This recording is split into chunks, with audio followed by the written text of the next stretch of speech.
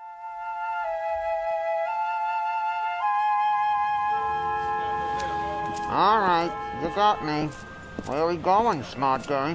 Hang on, Caesar, you'll see. Uh-huh, that's a good one. Is it? You know I can't see nothing in here. Patience. What am I, a doctor? Very funny. At least try, will you? It's a virtue. What is? Patience. It means it doesn't come natural. You have to cultivate it like a garden. What do you think? I grow on a tree? Don't answer that. Here we are. This will only take a minute. It better. I can hardly breathe. Quiet now, Caesar. We're going inside. Mommy, did you see that? See what, dear? That man with the suitcase. He was talking to himself. Shh, now, don't stare. But he was, honest. Come along, dear.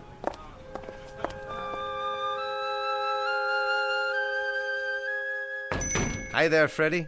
Oh, hello, Mr. West. Ah, you got a lot of new merchandise. Every day. Yeah, look at all the TV sets and the watches. Is that a Rolex? Only a knockoff, I'm afraid. Something I can help you with? Well, now, the question is, can I help you? And you know, I might be able to do that little thing, seeing as how business is booming. Looks can be deceiving. What have you got for me today, Mr. West? Patience, my boy. I'll just be putting my case down, if you don't mind. Not on the counter, please. It's glass. Oh, yes, of course. Hey, take it easy. Quiet, Caesar. What's say? Oh, nothing. Nothing at all. Now, where is it? Ah, right here in my pocket. Feast your eyes on this. Did you ever see such a timepiece? Well, to be honest... Been in the family for years. $3. Surely you're joking. 5 tops. Oh, now, you might want to put your glasses on. It's got a jeweled movement, a gold case and chain. Gold-plated. Well, nonetheless, this is a real antique.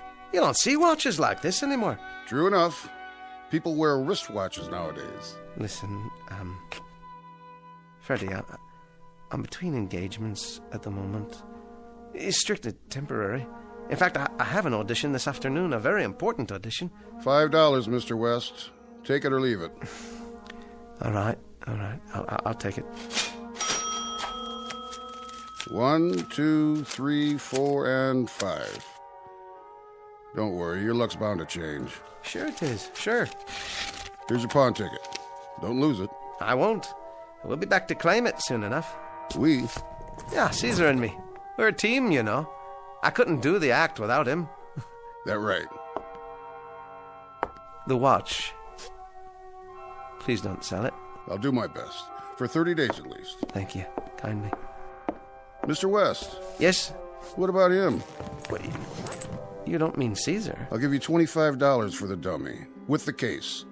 All those stickers on it from all over the world. There are collectors, you know, for that sort of thing. Oh. Well, thank you just the same, but I'm afraid Caesar's not for sale.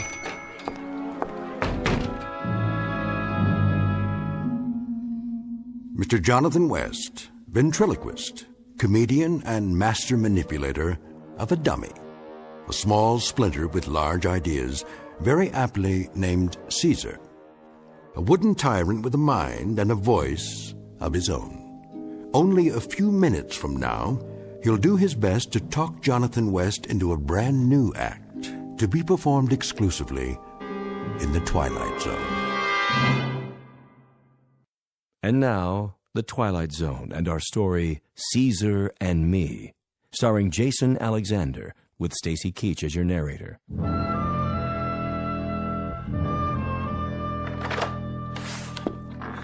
Hello, Mrs. Kadehi? Any mail for me? Ah, now what was that? Got you. Aye, it's you, Susan. Huh, I thought a bee had stung me. Maybe it did. This is the last time I'll warn you, child. Stop playing with poison darts. They're not poison, Agnes. It's only a pea shooter. Give it to me. I didn't hurt him. Good morning, Mrs. Kadehi. No harm done. She missed me. Now can I go out and play? Good morning, Mr. West. Off you go. I'll bet you didn't get a job. Well, now... Susan, go out and play. Yes, ma'am. See you later, Jonathan. Be gone with you, scat. Bye now. She's a lovely child you have. I'm sorry, Mr. West. I don't know what I'm going to do with that girl. No, I understand, Miss Kadehi. You certainly have your hands full with the rooming house and all. That I do. No mail, I presume? Not yet. And, no calls? None at all. Well, then, I'll just go on up to my room if you don't mind. Take him everywhere, do you? Oh, I try. Wouldn't do to go on an audition without Caesar, now, would it? I suppose not. Still, he must be awfully heavy. No. He's light as a feather, he is. My old friend Caesar. He's not heavy. He's my partner.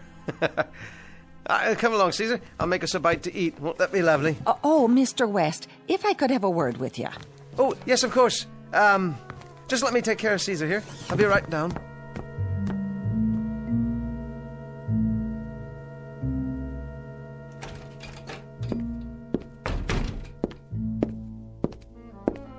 Well, there we are.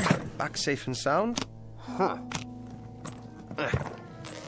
About time. There you go. Watch your legs. Mighty stuffy in there. Is it? You're gonna have to get me some new summer clothes. I'm sweating pine sap. Caesar, you're such a kidder. You are. Relax, why don't you? Better buy some new furniture while you're at it. A guy could get splinters sitting in a chair like this. Where'd you get it? Sing Sing? Ha, that's a good one. Sing Sing. The chair. I think I'll use that in the act. What act? I ain't seen that audience since they invented vaudeville. Here's your slippers. I'll just pull them on for you. Yeah. Ain't you forgetting something? What's that? Oh, no. I didn't forget, Caesar. Here's your copy of Variety so you can keep up with the show business. This is last week's. Is it now? Well, no. You see, the subscription's run out. I've been meaning to renew it. See that you do. All right. I'll fix us some lunch. How's that sound? The least you can do. A guy deserves a little comfort once in a while. Well, that he does. Let's see here. Well, looks like it's soup today. Is that all you got? I'm afraid it's all that's left, Caesar. But don't you worry. We'll get a booking any day now. We'll be headliners, yeah? Just like you and that other guy used to be. Only I won't skip out on you like he did. You better not. Or I'll... No. No, I won't run off with some girlie and leave you sitting in a pawn shop window. No, sir. You can count on me. It's you and me, pal. Forever. You got that right. The soup will hit the spot. Just a light lunch, you know what I mean? My mother used to say, never eat too much when you're hot and tired. Why don't you stop kidding yourself, buddy? How's that, Caesar? Face it. You're finished. Now, why would you go and say a thing like that? Because I can read the handwriting on the wall. You're going nowhere fast. No, but I told you, Caesar, we've got an audition this afternoon. Today's the day. I can feel it. We're going to knock 'em dead. Yeah, bore 'em to death. No. You'll see. Wait till they hear the new material. We'll be going in a few minutes, just as soon as I put on my tie and comb here. Wash your face while you're at it. You look like something the cat dragged in. Right. Good idea. Feels much better. Who's that? It's you, Susan. You know, you really ought to knock first. I don't have to. This is my aunt's house. Well, just the same. Show me how to make him talk. Well, I'd like to, Susan, but we're on our way downtown. Show me. Oh, we've got an appointment, a very important appointment. An audition. Just do it once, Jonathan. The part where he laughs, I want to see what you do with your fingers to make his head move back and forth. Okay, Susan. Where are you going? To the mirror. I have to put on my tie. But you can't do it from over there. Sure I can. Just you watch. Caesar, what did the lady say she'd do with you if you misbehaved? She said she was going to slice me up into a Venetian blind. And what did you say? I said, oh, you make me shudder. There. How's that? I didn't see your lips move. That's right, you didn't. I'm the best there is. If you're so good, how come you can't get a job? All that's about to change, young lady. This very day. You said that before. Susan, where are you? You better run along. Susan! Coming! You won't get the job, I bet. Oh, now, Susan. Keep that brat out of this room. Don't listen to her, Caesar. You'll see. Today, we're gonna kill him. Now, Mr. Miller? Anytime. All right, then. If you're not ready... No, we're ready. Okay, Caesar. Quite stolen. Hello, Caesar. Hiya. I heard a new one the other day. That's a surprise. I wonder if I told it to you. Is it funny? Yes, as a matter of fact. Then you didn't. Oh, hey, Caesar, I think I met your father the other day. Where? In a toothpick factory. Get out of here. No, excuse me, Caesar. It was a chopstick factory. A chopstick factory?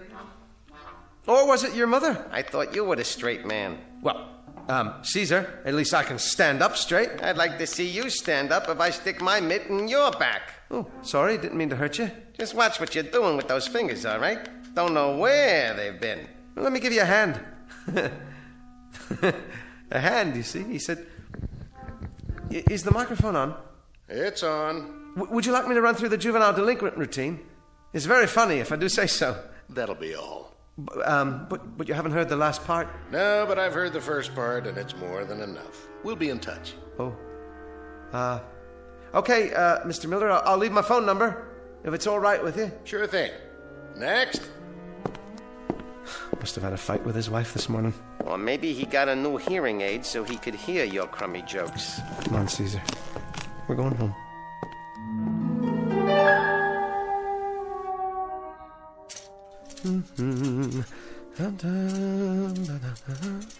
There.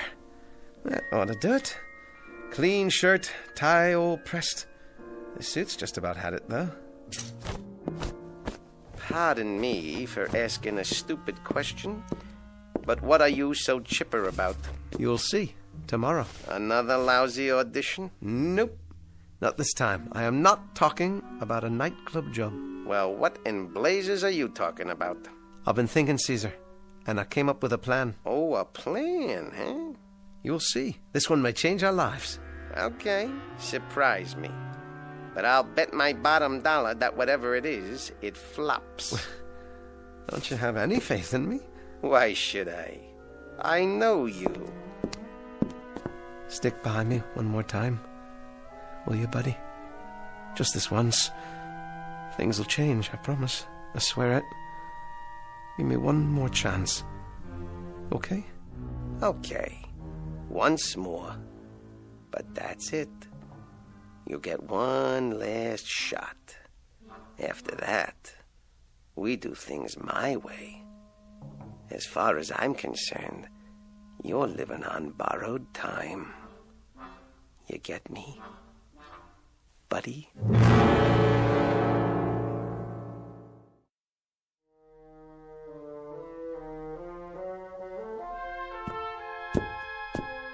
Good morning, Mrs. Gaddahi. Yes, it is. Oh, Mr. West. There's something I'd like to talk to you about. I know, Mrs. Gaddahi, the rent. I'm sorry to mention it. Well, you'll be pleased to know I'll be able to straighten it out this evening. Oh, that would be very nice. Yes, indeed. I've made a decision. I'm going to look for a day job. Really? Something temporary, I understand, until the show business picks up. I think that's a splendid idea. In that case, as long as you're in this frame of mind, maybe I can help. I've been saving something for you. Here, take this card. Card? My cousin's. He works at an employment office. You don't say. Active employment agency. If we can't place you, there are no jobs. It's clever. Well, thank you, Mrs. Gaddahi. You're a living doll. You're welcome, Mr. West. It's not far. You can walk there from here. Just turn right at the first corner, then go 5 or 6 blocks. You can't miss it. Yes, of course. Well then, I might as well go there right now. Why not? First stop of the day. You do that. And good luck, Mr. West. I really mean it. The very best of luck to you.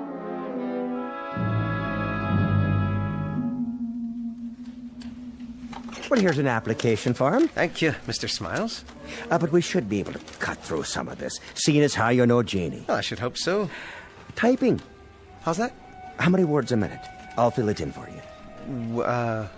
Well now, No typing. Well, how about sales? How do you mean? Oh, you know, retail, commission, that sort of thing. To be honest... Go on. Not really. I see. Any mechanical aptitudes? You mean in the sense of machinery? Exactly. Appliances, automobiles, and so forth? Yes. Well, in that case, Mr. Smiles, no. Food preparation, perhaps. Restaurant work, service industries. Not that I can recall. Mr. West, have you ever held a position of any sort?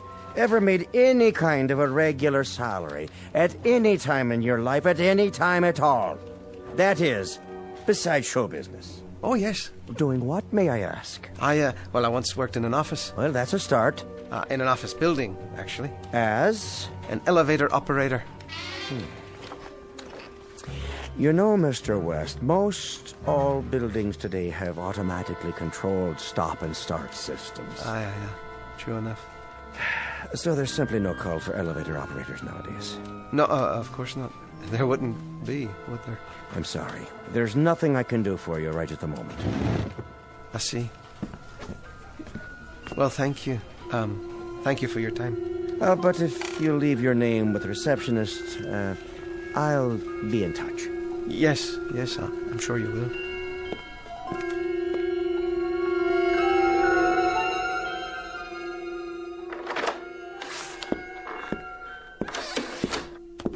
Jonathan can't find a job. Jonathan can't find a job. Okay, Susan, that's enough. The truth hurts, doesn't it? What do you know about the truth? You're scared to tell my aunt because you're behind in your rent. Look, why don't you go outside and play? Jonathan's broke. Jonathan's broke.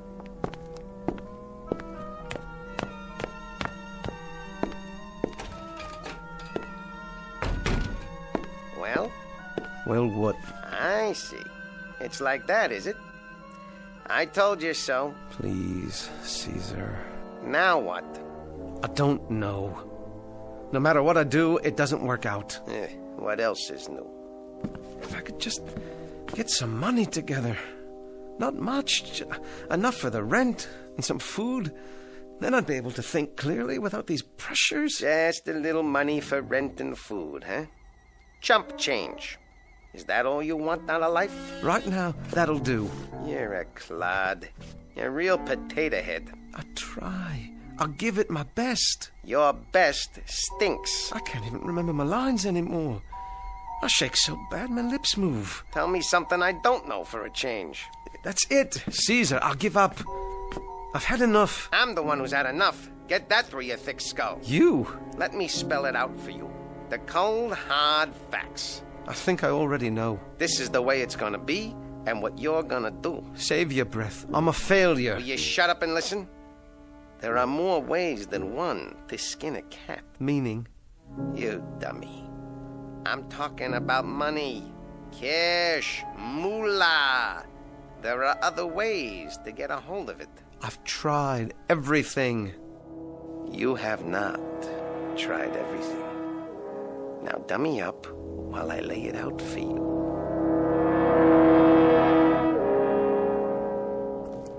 Where are we now? In front of the furniture store. I don't mean that, stupid. I mean, how far are we from the delicatessen? Not so loud. Why? Is anybody around? No. And follow the plan. You remember the plan, don't you? I don't know about this, Caesar. Will you cross the street? Tell me when we're in front of our mark. All right, but please be quiet. Hey! What's going on? I lost my footing on the curb. The street lamp is out. Good. That's a break. Are we on the sidewalk now? Now we're in front of the deli. All the lights off inside? Aye, all off. Is the coast clear? Yes, there's no one coming in either direction. Okay. You know what to do. Stop wasting time. Move already. Are you sure about this? Sure, I'm sure. Take the hammer out of your pocket. That's it. Now do it! You didn't tell me there'd be an alarm. Get inside before somebody sees you. Move! Now you got it, buddy. Go for the cash register. We're in business.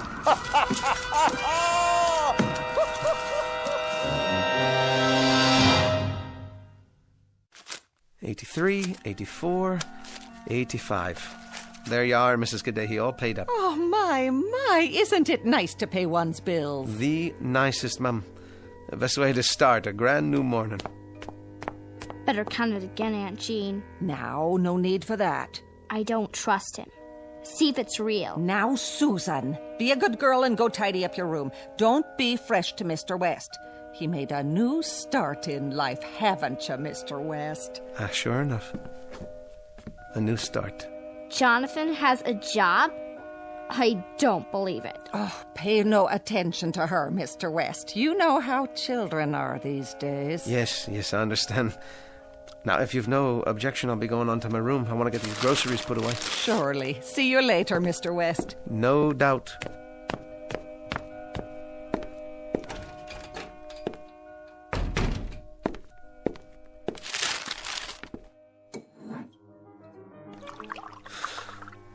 Can hardly believe it.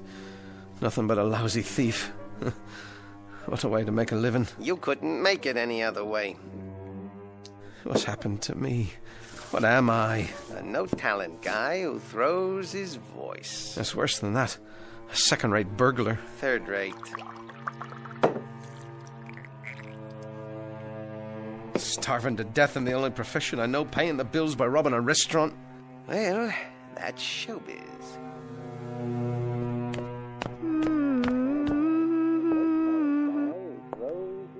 Jonathan? Now who's he talking to? Worse, I guess. It wasn't so bad, considering it was my opening performance. Before you start taking too many bows, let me straighten you out. Oh, ease off, will you, Caesar? Not a chance. You're running out of time. Let me spell it out. You act penny ante because you think penny ante. That's the story of your life. From now on, you're gonna listen to me. We're moving up to the big time. Big time?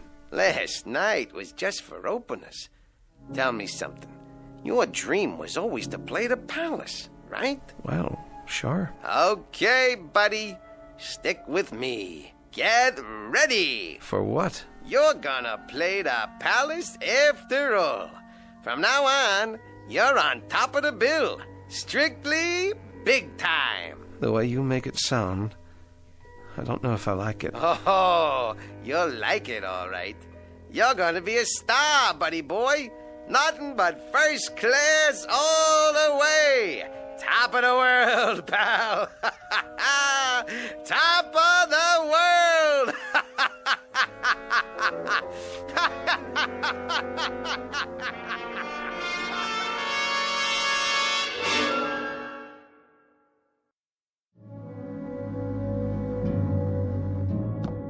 Oh, Mrs. Kadehi. Yes? I'll be going out now. What's that? Just for a few minutes. If I get any calls, take down the number, will you, please? Surely, Mr. West. Have a pleasant afternoon. Where are you going, Jonathan? Out of the way, Susan. You better be nice to me or I'll tell my aunt. Tell her what? Oh, things. I know what you're doing. You do, huh? And what's that? I heard you talking in your room. I wasn't talking to anyone. Yes, you were. You and Caesar. Now listen, you little... Susan, please, you know it isn't nice to eavesdrop on people. Stay away from me. I'm not going to hurt you. But you shouldn't pry into other people's business. You don't know what you might find. Like what? Never you mind. Now, I'm going out to buy the morning paper, and when I get back, maybe I will teach you the art of ventriloquism. That's what you want to know, isn't it? Won't that be fun? That's what you said before. But this time, I mean it. You'll see. Now, you be a good girl. I'll be right back. Susan, is that you? Yes, Aunt Jean. Come here and help me. In a minute. Be right there. He's so dumb. He forgot to lock his door. Doesn't he ever clean this place up? There you are, Caesar. Sitting in that chair like you're real. Well, you're not. You're a dummy. Where'd you get that cigar? Don't you know there's no smoking? I'll get rid of it for you. Look at your little clothes in the closet. Think you're pretty smart, don't you, Mr. Stuck-Up? You better answer me or I'll wreck all your stuff. Come on, say something. I dare you. Uh-oh, here he comes. Well, just you wait. I'll be back. I know you can talk. I heard you. Hello, Jonathan. Susan. I gotta go. Wait a minute. You weren't in my room, were you? Let go of my arm. You're hurting me. Why's the door open? I'll tell my aunt. Didn't she teach you to stay out of other people's rooms? What were you doing in there? Wouldn't you like to know? You little brat. Tell me. Why don't you ask him?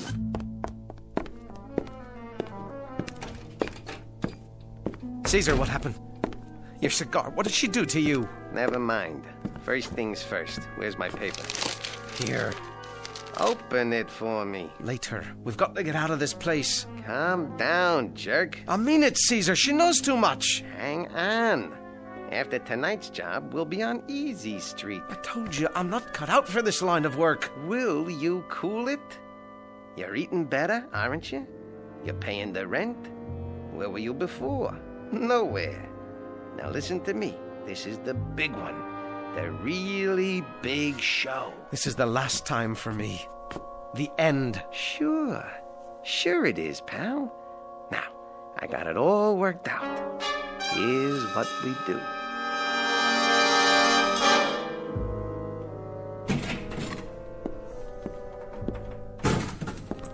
All clear so far. There's nobody in the club. And get a move on. Where? Mike, I told you, the front office. What's that? Nothing. Probably a mouse. Is that what you are? A mouse? Caesar, please. I'm doing my best. And stop shaking. You make me nervous. Keep walking. Backstage, remember? I got it. Where are we now? I think this is the door. Use the flashlight. What does it say? Manager? Bingo! Now hurry up. I'm trying. And don't forget, if the night watchman shows up, stay cool. You're looking for Mr. Miller. You were supposed to meet him here. Use the screwdriver, then the ice pick.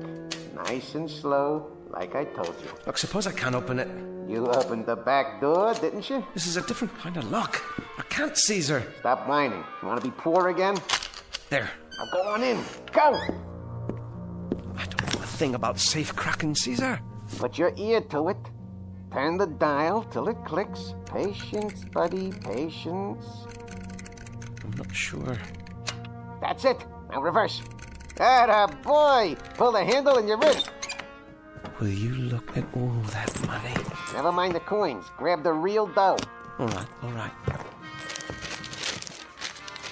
Now let's get out of here. Hold on. Who's there? It's just me, Jonathan West. Ventriloquist. Oh? You remember me? Can't say as I do. Mr. Miller told me to meet him here after the club closed, but I guess I missed him. Already gone, has he? That's right. Oh, well, then, I'll just be on my way. Hold on. What's in the case? This. Wait, you remember Caesar?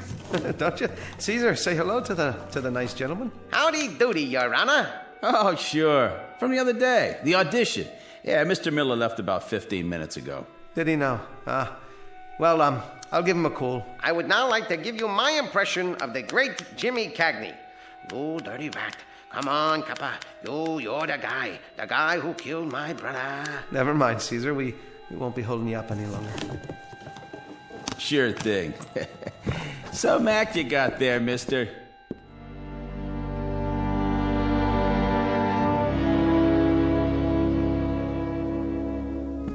Ain't you gonna count the money? That was close. Too close. What are you doing? You're not going to bed, are you? The night's still got braces on its teeth. I'd feel a whole lot better if that watchman hadn't shown up. Stop worrying. I'll cover for you. I'm your alibi. But if he reports me? Not you, pal. Us. We're a team. I'm behind you all the way. Sure, I know. But what if... Shut up about it already. All right, you want to turn in? Go ahead. Get your rest. You're gonna need it. Tomorrow's a whole new day. We'll be living the high life from here on out. Here, Susan, eat your breakfast. Aunt Jean? Every bit of it. Aunt Jeannie, can I see the paper? You can read the funnies later. Not the funnies, the front page. Now, what would you want to see that for? Drink your orange juice. If I do... No deals. You're a growing girl. What's this? Karaoke club robbed last night. thieves loot manager's office. Saints preserve us. It's just as well you don't read the paper, child. How are you coming with your eggs? Susan? Susan?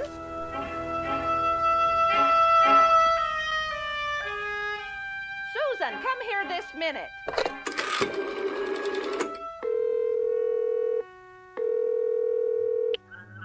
Hello? Police department? You better come quick. I know who robbed the karaoke club last night. Eat up, pal. I'm not hungry. Not even for steak and eggs? You must be sick. Let me feel your head. When I think of what it took to buy that steak, it makes me lose my appetite. You like a roof over your head, don't you? I'm a thief, plain and simple. Here we go again. A man has to live with himself, even if it's in the gutter. Go on. Ain't you gonna answer the door? I knew it. What am I gonna do? Mr. West! Relax, buddy boy. Oh, hello, Mrs. Mr. West, these two gentlemen, they're from the police. They'd like a word with you. Why, of course. Jonathan West? Yeah, that's me. What can I do for you? Well, it has to do with... Thank you, ma'am. We'll handle it. What seems to be the problem, officers? We'd like to ask you a few questions if you don't mind. Of course. I'll just be downstairs. Would you mind waiting a moment, ma'am? You may be of some help. Glad to. Mr. West is one of my favorite boarders. Yeah, Mrs. Kadehi, please sit down. Sorry, I'm a little short of chairs. It's just a room for one. Me and my friend here. But it suits us fine, doesn't it, Caesar? Say hello to the gentleman. Mr. West, where were you last night about midnight? Where was I? Well, that's easy. Right here, same as always. Was I, Mrs. Kadehi? Well, I do know that you don't usually go out in the evening, but I couldn't say for certain. The sergeant down at the desk received an anonymous phone call. Said we should talk to you. Why? I never go out that late. We were here all night, weren't we, Caesar? You didn't go to the karaoke club? You mean the nightclub? Because the watchman said he saw you there. Tell them, Caesar. Tell them. Who's he talking to? The dummy? Please, Caesar, tell them. Tell them how we wanted to play the palace. Mr. West. You don't believe me? Ask him. Caesar, tell them how we tried to get a job. We had nothing to eat. The rent was overdue, wasn't it, Mrs. Kadehi? Oh, Mr. West. Caesar, please tell them, so they'll understand what a failure I am. How you tried to help me. I'm not really a thief. Caesar, you're the smart one. I'm down on my knees. I'm begging you, tell them. Stand up, Mr. West. You better come with us. But Caesar, you said it was the two of us from now on. That's what he said, I swear. He said we were a team. Come on with us, Mr. West. We need to take you down to the station. Oh, he's always been such a decent man.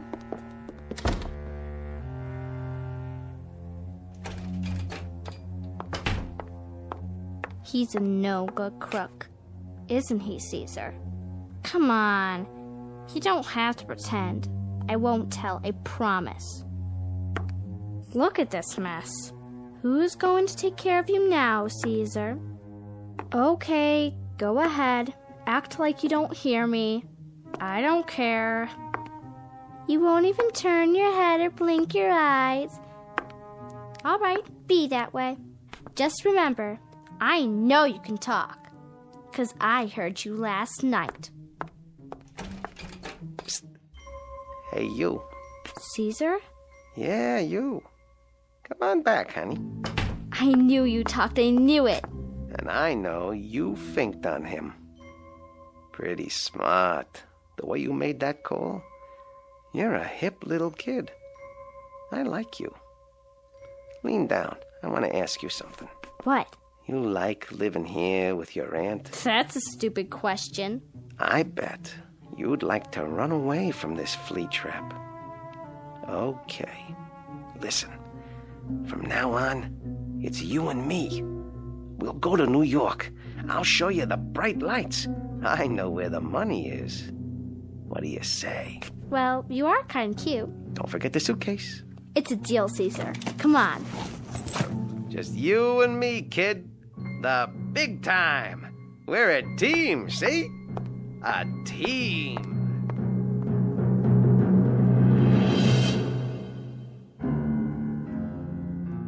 An unlikely pair, a little girl and a wooden doll, a lethal dummy carved in the shape of a man. This is just a fantasy, of course, because everybody knows dummies can't talk unless they happen to learn their vocabulary in the Twilight Zone.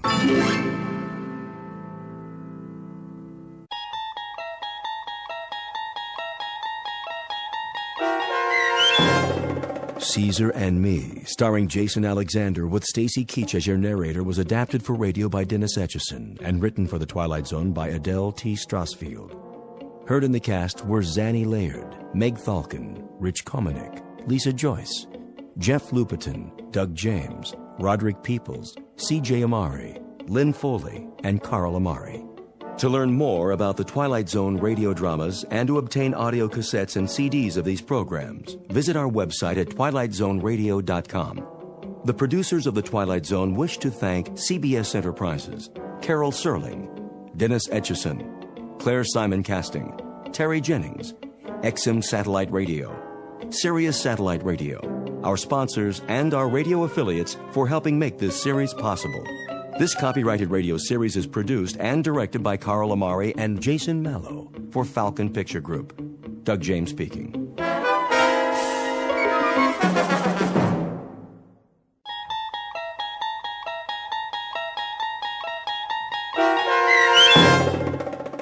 Long Distance Call, starring Hal Sparks with Stacy Keach as your narrator, was adapted for radio by Dennis Etchison and written for The Twilight Zone by Charles Beaumont and William Idelson. Heard in the cast were C.J. Amari, Fernette Lebo, Rosalind Alexander, Nick Sandys, Jeff Lupetin, Laura Russell, Kurt Nabig, Christina Verba, Doug James, Karen Olson, and Amber Lake. This copyrighted radio series is produced and directed by Carl Amari and Jason Mallow for Falcon Picture Group. Doug James speaking.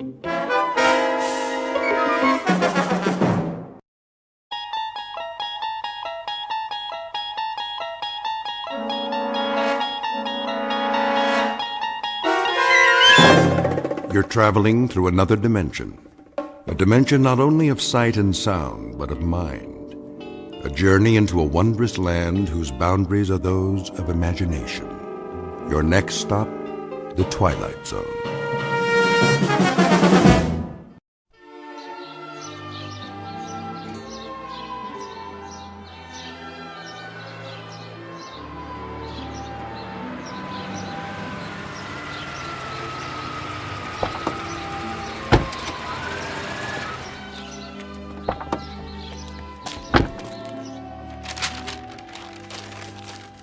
There. Superhero wrapping paper. Billy's going to like this one.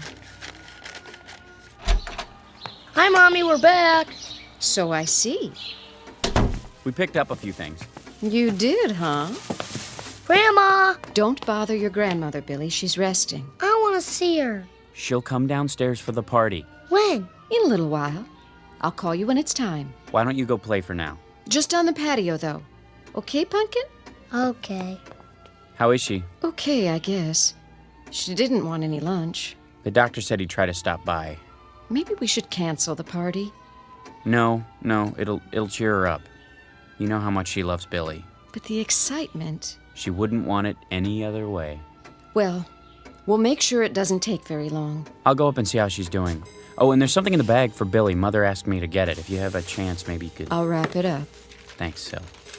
I'll be back in a minute. Take your time, honey. But I think she's asleep.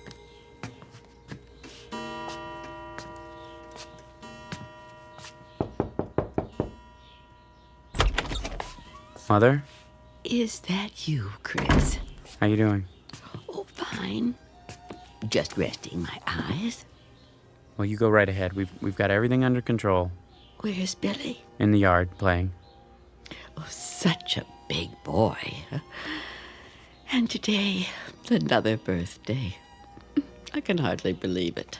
Neither can I. Did you get him a present for me? I sure did. The one you asked for. Sil's wrapping it up. Good. Take the money from my purse. No, don't worry about that. It's all taken care of. I insist. And I insist that you relax. Dr. Unger's coming in a little while. You want to look pretty for him, don't you? Oh, Chris. You're such a teaser. Well, who do you think I learned it from, Mama? Just like Billy. He's so much like you in so many ways. Oh, I don't know about that. He's got Sylvia's nose and mouth. And your eyes. When I look into those eyes, I see you at that age. I don't know where he gets so much energy. From his daddy, of course. Now, hold on. I was the quiet type. Oh, you were a ball of fire. Running this way and that, full of curiosity. I find that hard to believe. But it's true. Billy's the spitting image of you. If you say so, Mother. Take your nap now. Can I get you anything? Nothing at all. Just remember to call me when it's time for Billy's party. He can come upstairs if you like. Oh, nonsense. I wouldn't miss it for the world. All right, Mother, you win. Just don't try to walk on your own. I'll let you know when it's time. You do that, dear. Tell Billy I'll be there. I will. Now get some rest.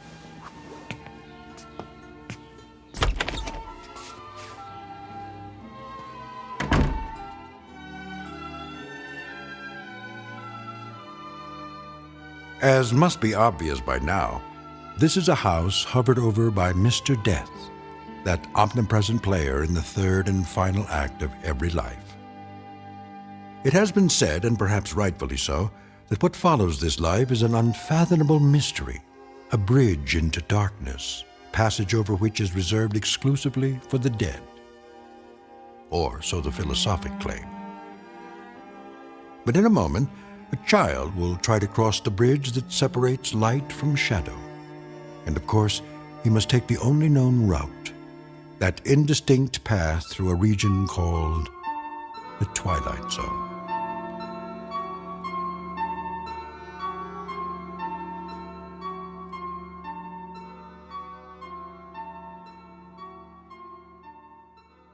And now, The Twilight Zone and our story, Long Distance Call, starring Hal Sparks, with Stacy Keach as your narrator.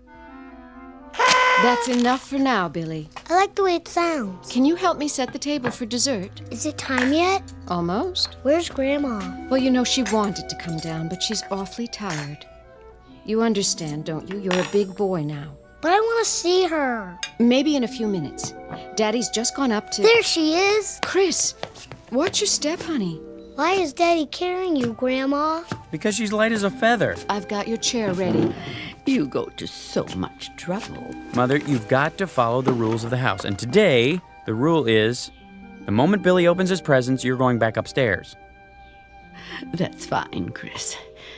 I always follow the rules. Except when I don't agree with them. Hi, Grandma. There's my little angel. Mother, the doctor told you not to exert yourself. I don't exert. Billy is a feather to me. Everybody get ready. Time for the candles. I'll turn off the light. Happy birthday to you. Happy birthday to you. Happy birthday, dear Billy. Happy birthday to you. Go on, son, blow them out. Here it goes. Wait now. You've got to blow out all the candles, or it is no good. Take a big breath, Billy. All of them. Okay. You did it! Did you make a wish? Yes. What was it? I can only tell Grandma. Well, then, tell me. What I wish for is... Don't you think we should all hear your wish? That's not the way it works, honey. You know that. It is a secret between the two of us. Isn't that so, Billy? Mm-hmm. And now we cut the cake. Mother, let Syl do that. What? You think I'm too old to hold the knife? He didn't mean it that way. When I am that old, you get the shovel and dig a hole. I have a shovel and a pail. Billy. Yes, my angel. I know you do. to play with. We had some good times at the beach, didn't we, Mama? All of us together? Lovely times. Like tonight. I'm so happy. My heart is so full. I would like to say something. May I? Sure. Oh, my little Billy. My wonderful little boy. He gave me life again. An old woman, good for nothing but to complain. He held out his hands to me and made me alive. Why are you crying, Grandma? I don't know, Angel. You don't? Maybe it is because I won't be here with you for very long. Now, Mama. Why not? I am going away. Where? No, please. Don't lie to him. Tell him the truth. I will be gone. But where? Come on, Billy. Grandma's tired. I want a piece of cake. Good idea. After we open the presents, let's go into the living room. Yeah, presents. Is anything wrong, Gran? No, a little short of breath. That's all. Take my arm. It's not necessary. You go. I can walk. We'll go together, all right? Look at that, son. A real cowboy guy. Bang, bang. Sit here, Mama. Open this one next. Okay. Wait, Billy. Do you want to see what Grandma got you? Yeah. Which one is it? Right here, I think. Yes. Wow, cool. Well, you know what it is? Yeah, telephone. Why, that's a nice toy, isn't it? Grandma picked it out for you. For us, Billy. For you and me. So you can always talk to Grandma. Anytime. Even when she is not here. Can you say thank you? Thanks. See, Mama, he loves it. I'm so glad. I want to talk to Grandma now. You may. You know how to work it, son? Yeah. Hello? Hello? Who is it, please? Yes. Is there someone who wants to talk to Grandma? Yes. What is his name? It's me. And who are you? Billy. Oh, Billy. It's so good to talk to you. What's the matter, Mom? You'd better take me upstairs. Now, Chris. Of course. Don't you want to play? I want to, Billy. In a little while. When? Whenever you like. You talk on the phone. I will hear you. Come on, up you go. Don't hurt yourself, Chris. Not a chance. I'm not a little boy anymore. I think I could carry my mother upstairs. Can I call now? Not yet, Billy. I have a message for her. Hello? This is me. Grandma, please don't be sick. Don't be sick, Grandma. Can you hear me? I don't want you to be sick anymore.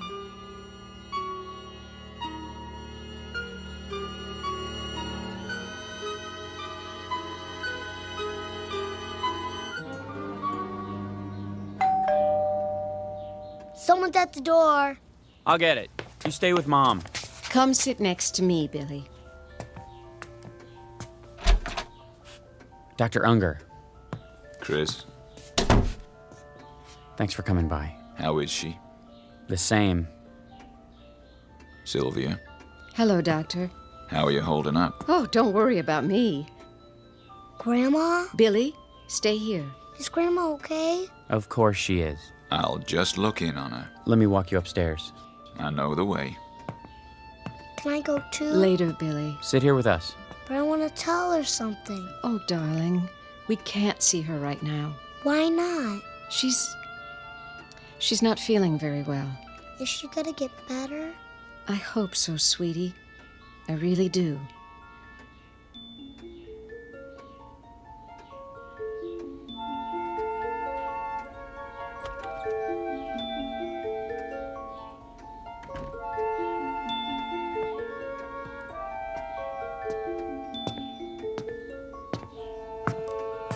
She isn't in any pain. Can we see her?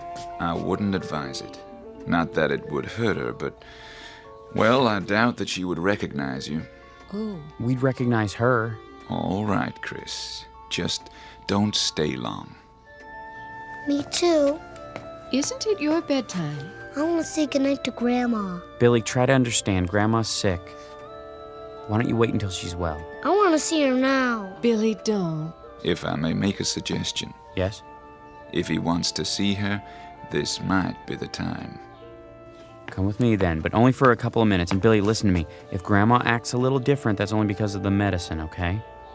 Okay. Then let's go. Sylvia? Now?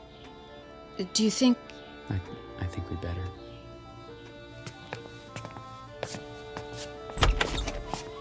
Mrs. Bales? Yes? I have some people here who would like to see you.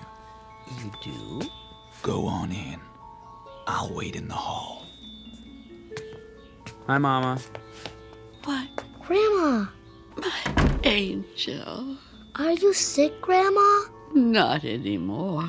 Then why don't you get up? Billy. How you doing, Mama? Who are you? Who am I? I don't know you. It's Christopher, your son. My son was taken from me by a woman. This is my son now. My only son. Little Billy. Does it hurt, Grandma? No. There is no pain. Then what's the matter? It will be so lonely. Oh, Billy. I wish you could go with Grandma. Go where? Away. Far away. Together. The two of us, Billy. I want to go. You and me, Billy. No one else. Just you and me. Grandma? Grandma? Grandma? Oh, Mama. Goodbye, Gertrude. Goodbye. I want Grandma. I want to talk to her. I have to. I need her. I want to talk to her.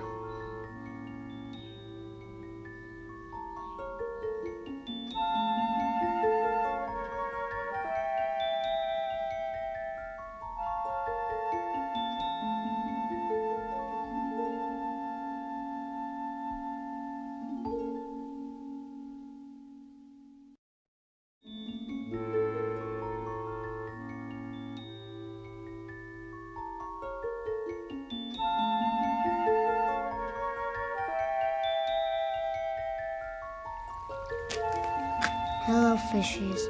Do you want to play with me? Billy? Billy, where are you? There you are. Didn't you hear me calling you?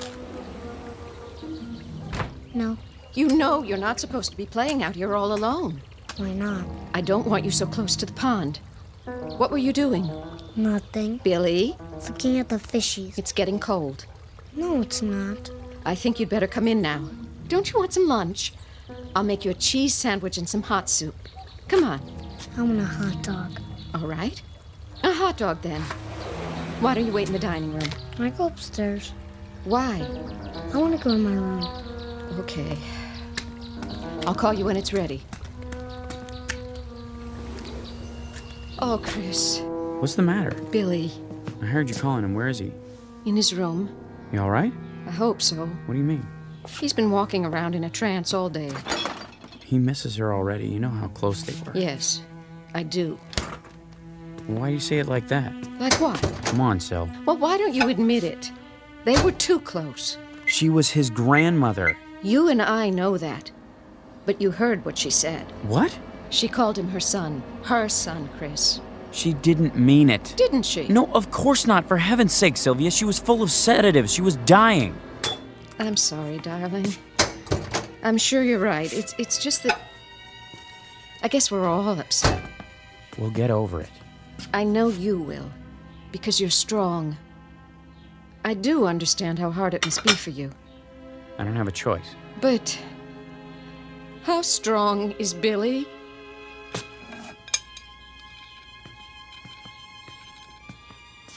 Billy, lunch is ready. Billy, are you still upstairs?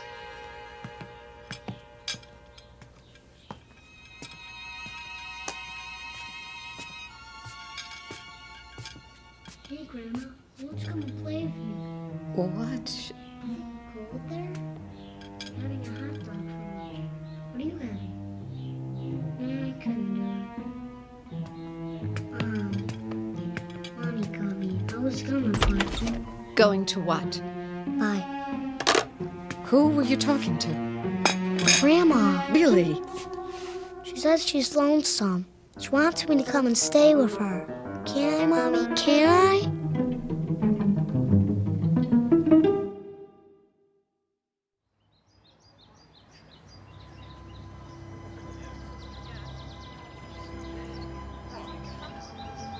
I just wanted to say, well, how much we all liked your mother. She was a fine woman. Thank you, John. If there's anything we can do, anything at all. I appreciate your coming. A wonderful woman, Mr. Bales. She was, Mr. Pennington. And I know she was fond of you. She mentioned you often.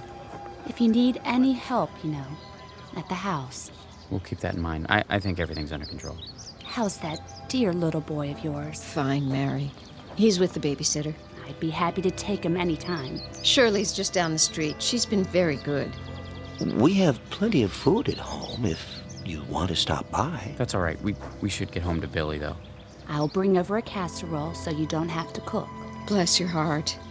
I made dinner ahead of time. All I have to do is heat it up. Well, don't be a stranger. You two, both of you. We should see each other more often. Very kind of you to come.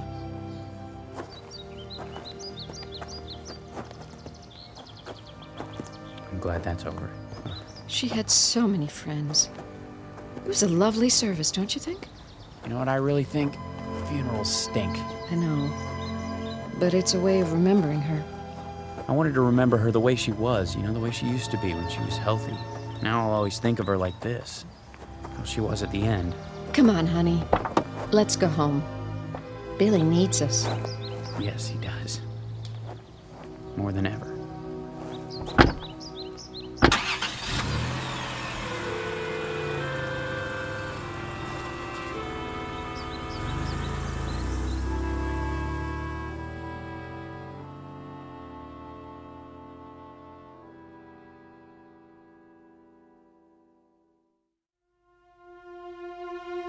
What? I'm not sure. They went to the funeral. I don't know when they'll be back. Yeah, I'll call you. No, don't come by. I told you I don't know. Oh, he's a good kid. Kind of depressed with his grandmother dying and all. Doesn't want to play or anything. And oh, wait a minute. Hey, Billy boy. Where you going? Outside. Is that okay with your mom? Yeah. You sure? What are you gonna do out there? Play. Oh, yeah? Well, that's good. That's real good. How come you decided to play? Somebody wants me to. Wants you to what? Go outside. Just don't go out of the yard, okay? Okay. Oh, nothing. He's just going out to play. It's the first time he wanted to do that today. No, I don't have to watch him. He's a good boy. He never wanders very far. He just sits and plays by himself. It's sad. I don't... Wait, what was that? Something's happened. I gotta go.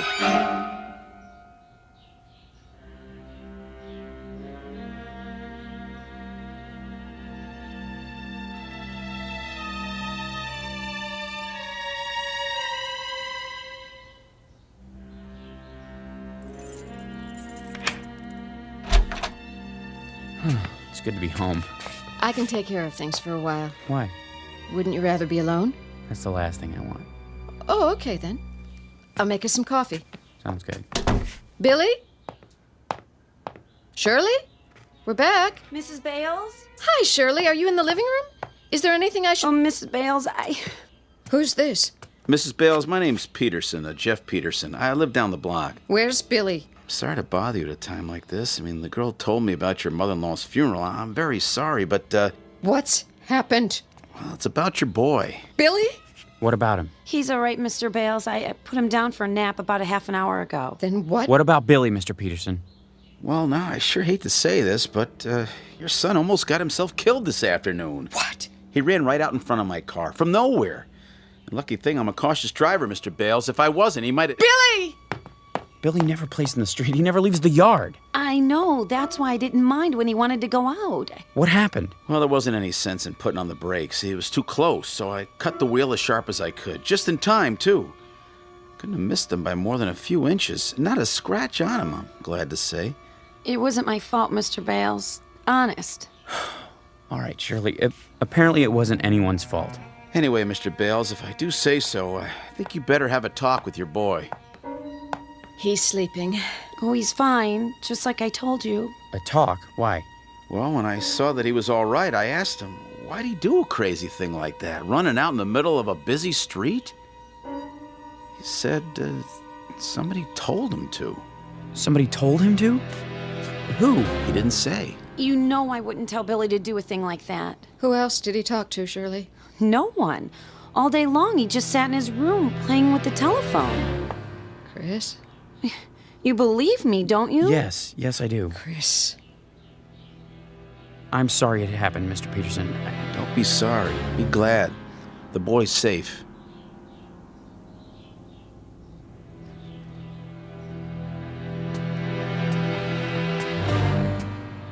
What is it? You'll see. Well, he is all right, isn't he? He's not really asleep. He was faking it. Oh, for crying out... Listen. Listen to what? He's talking to... That's enough. Hi, Daddy. Hey, Pumpkin, we're back. Would you tell me something? Sure. What's this running in the street business? Billy, you know you worried us. I'm sorry, Daddy. Well, why'd you do it? I don't know. Billy? Who were you talking to on the phone just now? Nobody. I asked you a question, young man. Don't fib to me. Who were you talking to? Nobody. You'll tell me, you hear? Oh, no. Sylvia, let go of him. All right. Let's see what you can accomplish, which so far is nothing. Mommy hurt me. She didn't mean it. She doesn't like Grandma, does she? Of course she does. She's just upset. Why? Billy, I've got to tell you something. I want you to try to understand, okay? You're a big boy now. What? You won't be seeing Grandma anymore. She didn't go away like we said. She died, Billy. Do you know what that means? Yes. Now, I know you're only pretending to talk to her on your telephone. I know it's a game you made up, but please, will you do me a favor, Billy? Okay. Don't do it around Mommy anymore. Why? Because... Well, just because. I'll explain it to you someday. Deal? Deal. Okay, I'm gonna go talk to Mommy now. See you in a little while, okay? Okay, Daddy.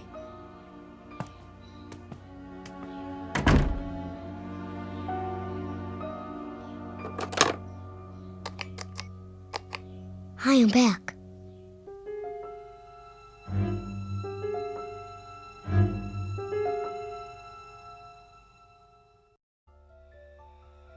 All finished in the bathroom? Hmm.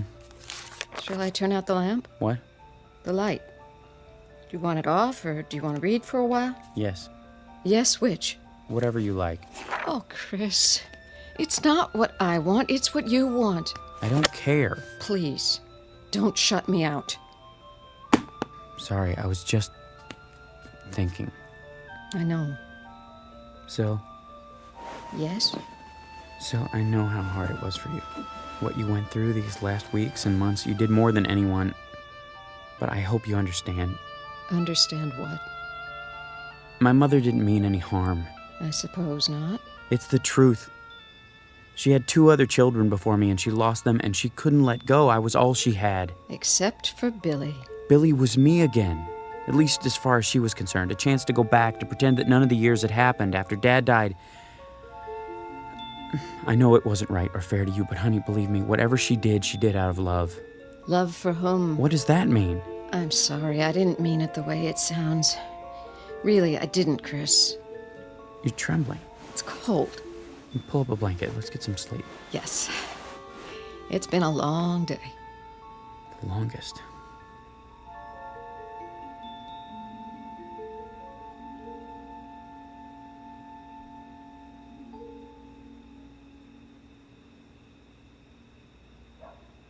Hi.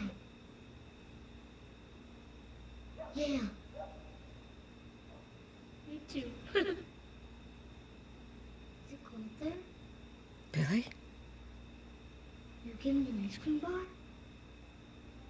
Oh, that would be cool. How about some candy? Me too. No! I won't have it! Mommy! Who are you talking to? What's the matter? Give me that! What is it you're hearing? I want to know! That's my phone! Hello? Hello? Give me my phone back! Whose voice is that? Who? Mommy, give it to me! Not until you tell me. Say it! Say it! It's my phone! It's from Grandma! That's it! No more of this stupid telephone! You broke it! You broke it! Yes, and I'll break it even more into little pieces. You will never play with this telephone again. It is gone. Do you understand? Gone and never coming back. I want it. I want it. Why? I want Grandma. Billy? Billy! What did you do? What did I do? What happened here? It was that stupid toy. I woke up and... I'm sorry, Chris. I lost my temper again, but... Why did you break it? I heard her. Heard who? Who do you think? What are you saying, Syl? She was there. On the phone. She didn't say anything, but I could hear her. Breathing. That's crazy. I know. But I heard it. Come on, honey, snap out of it. He was so upset. Of course he was. Where did he go? Downstairs. I'll go after him. We both will. That's the back door. He's gone outside. Billy! Billy! Where is he? In the patio. Billy, come here, son. The fish pond. Billy! Oh, no. He's not breathing. I'll give him CPR. Go inside and call 911. Oh. Dr. Unger, too, now!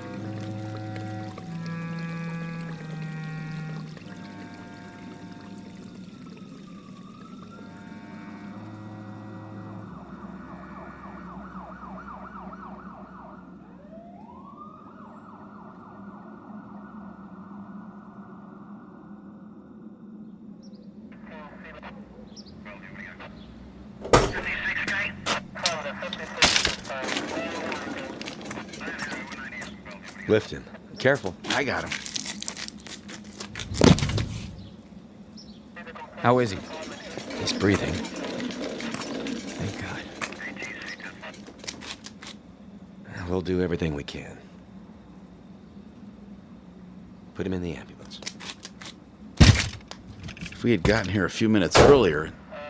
I'm going with you, Billy. Oh, my Billy.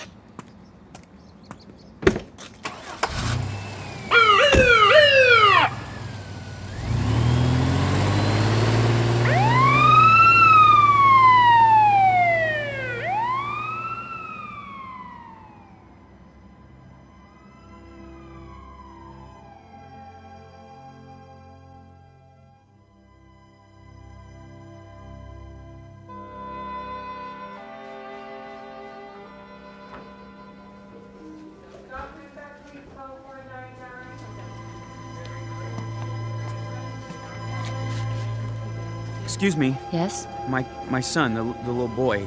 Oh, yes, Mr. Bales. How is he? He's out of IC. They're moving him to a private room. Is he conscious yet? I'm afraid not. I brought some of his things. He's gonna come out of it, isn't he? We're doing everything we can. My wife's having a hard time. The doctor will be here in a minute. He'll give her something. Please tell him to hurry. Now, if you'll wait over there. Yes, of course.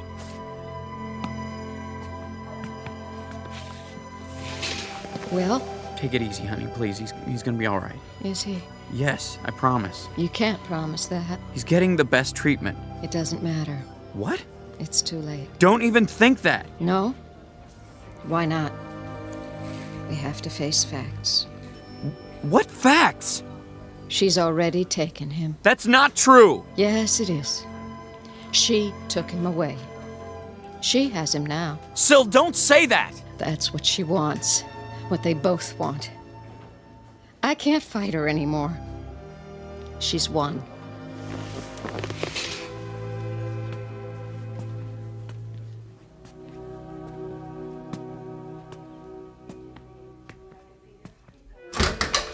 Just a minute, sir. Is this room 511? Yes, but no visitors are allowed. I'm his father. I brought some of his things. You can leave him with me. Give me a minute with him.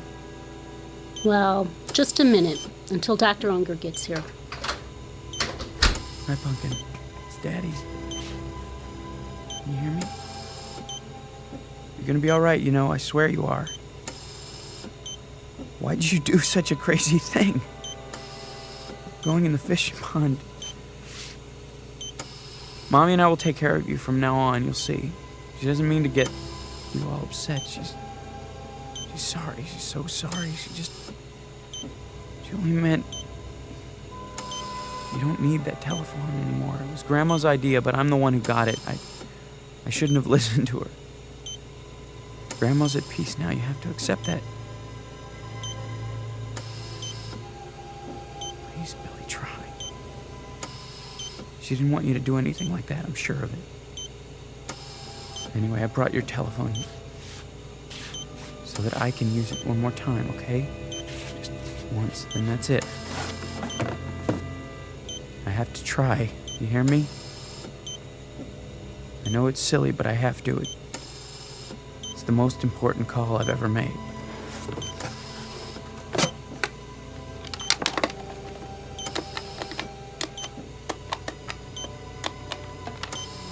Mother, if you can hear me, by some miracle you can hear me at all, please listen to me now. You said you loved Billy, remember? On his birthday, you picked him up on your lap and hugged him and said that he gave you life again. I know you meant it. You did, didn't you, Mama? Well, if you did, if you really meant it, I'm asking you now to prove it. Give him back to us. He's 5 years old. Do you know how young that is? He hasn't even started. He doesn't know anything about school or girlfriends or wearing long pants or pitching a baseball. He doesn't know anything yet. He hasn't been anywhere. He's hardly been out of our house. There's a whole world he hasn't seen or heard or tasted or smelled or touched. Remember what you said. You said Billy gave you life again. Well, now you can give him life. If you really love him, let him live. Give him back, Mama. Give him back!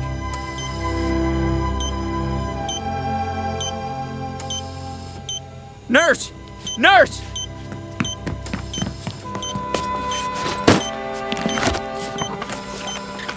What's happened here? I don't know, Doctor. His heart! It's not stopping after all. It's stronger. And his breathing. Blood pressure's rising. Heart rate's up. Thank you.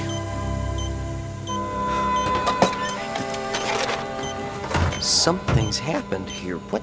His vital signs are stabilizing, Doctor. Take a deep breath, Mr. Bales. Then go tell your wife. He's come back to us. I don't know how or why, but we've got him. He's going to be okay.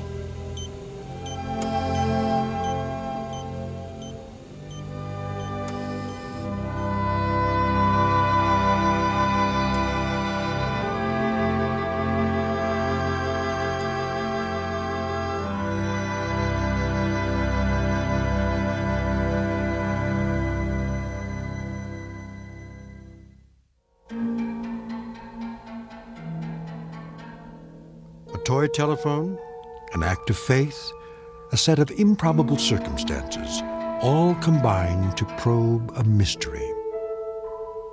To fathom a depth, to send a facet of light into a dark after region. To be believed or disbelieved, depending on your frame of reference, a fact or a fantasy. A substance or a shadow. But all of it very much a part of the Twilight Zone.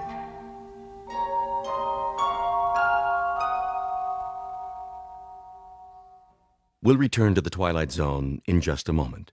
You are about to enter another dimension, a dimension not only of sight and sound, but of mind, a journey into a wondrous land of imagination. Next stop, the Twilight Zone. Hi, this is Stacy Keach. I'd like to take a moment to tell you about our Twilight Zone website at twilightzoneradio.com.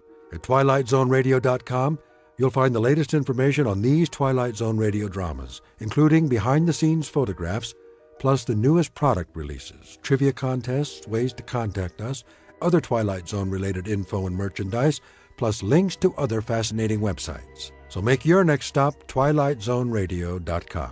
Visit twilightzoneradio.com to purchase these Twilight Zone radio dramas on cassette and CD, or call toll-free 1-866-989-ZONE. That's 1-866-989-9663.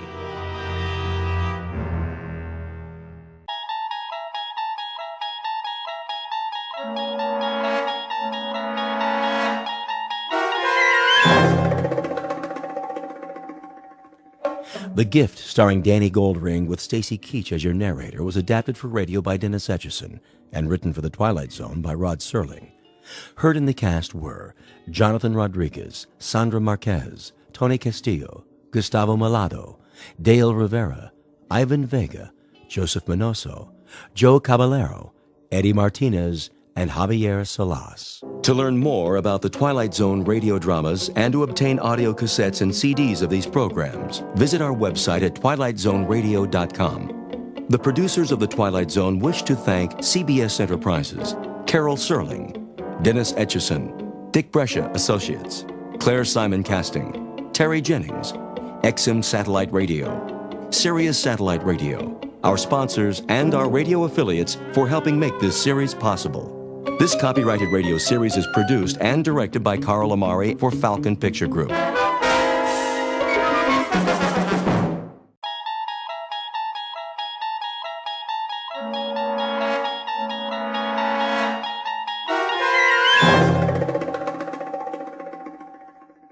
You're traveling through another dimension, a dimension not only of sight and sound, but of mind.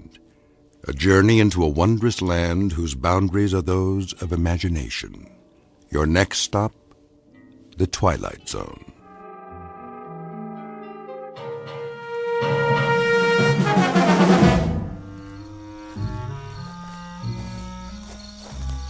How much more, Chief?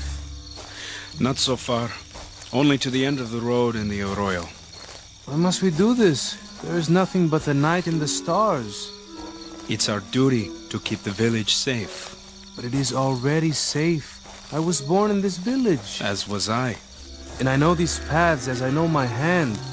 There is nothing that is not here by day. Listen to the crickets. When their song is clear and strong, the valley is at peace. Is it? Once, when I was a deputy, I made my rounds, as we are doing tonight. I was tired, so I turned back to the cantina. In the morning, Captain Munoz found the body of an Americana. No.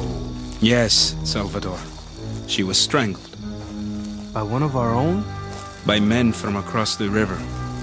If I had gone to the arroyo, I might have stopped it. Were they caught? In Texas. But if she had been one of ours, with no clues, who can say? All right, Sanchez. All right. We go to the arroyo. But you will see, the moon is full and there are no campfires. The village is secure for another night.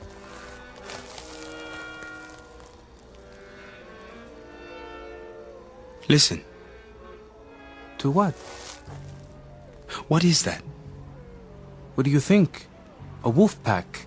They howl at the face in the moon. I mean the crickets. All of them. They do not sing. You are right. What is it? Quickly!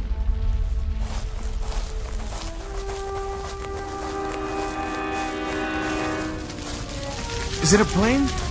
I can't see. They fired. Stay back. If someone's alive! Wait!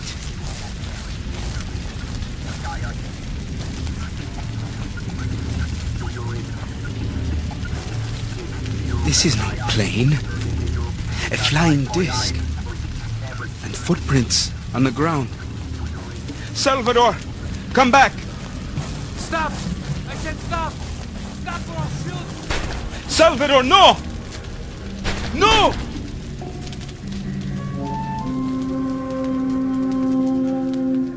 The place is Malero, Mexico, just across the Texas border. A mountain village held back in time by its remoteness and unprepared for the sudden intrusion of visitors from another place. Fear and superstition have gradually lost their hold, replaced by the rule of law and order. But what law can protect against unscheduled crash landings?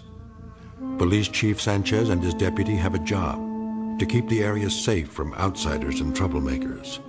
But does that include aliens who are truly undocumented, whose mode of transport, whose very purpose are completely unknown? In a moment, you will meet the people of this peaceful village and one 12-year-old named Pedro, who is about to make the acquaintance of a most unusual traveler. We are at present very near the Rio Grande, and yet, as you might have guessed, somewhere deep within the borders of the Twilight Zone. And now, The Twilight Zone and our story, The Gift, starring Danny Goldring, with Stacy Keach as your narrator.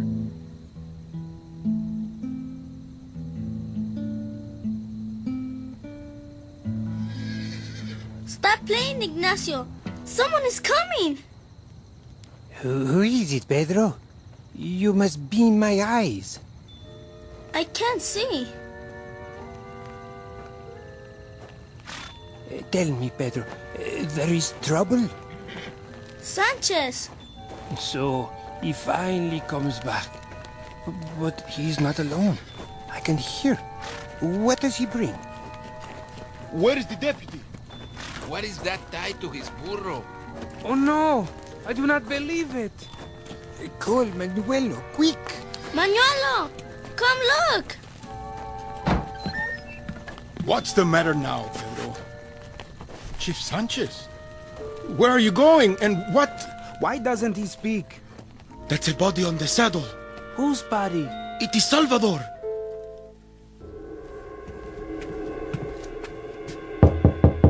Come back later, it is after hours. All right, I'm coming. Do you know what time it is? I close at 4 in the afternoon. For 23 years, I've closed at 4 and... Sanchez, because you are a policeman does not give you the right to... I must send a telegram. What has happened? The telegram will explain. Is that Salvador? Is he? Yes. Here is the pencil and paper. Write it down. I will send it immediately. I'll tell it to you. Send it as I tell it. Yes. To whom does it go?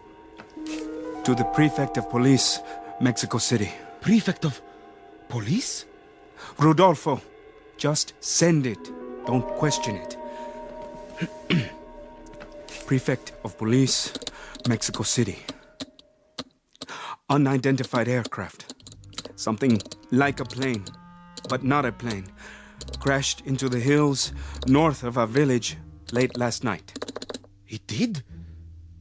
Object is metal and circular. Officer Hermano Salvador and I investigated scene of the crash. Evidence of footprints and broken brush discovered. I heard a scream, then sound of gunshots. Found body of Salvador, fatally wounded by his own pistol. Say that I followed the figure of a monster in the darkness. A monster? I fired several times. I believe I wounded whatever it was. There was evidence of blood stains on a boulder. Now say, I need additional men here to help search the hills. It is sent. Oh, Sanchez, this is a terrible thing.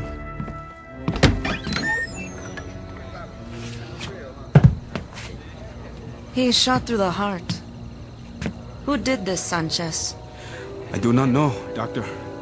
Some giant thing who escaped in the darkness. I fired at it. Later I saw blood on the rocks. Then the killer is still out there. I have sent a telegram. They are sending some army men from Mexico City. They will take over with the search. You say some giant thing. Not the darkness or perhaps your fear.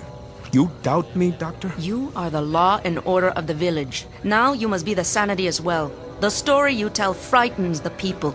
Be certain that the fear is not an illusion. And the body? Is this an illusion? Go back to your homes and lock your doors. I want no one on the streets tonight. Doctor, stay with me. Why? Salvador does not need me. Now, he needs a priest.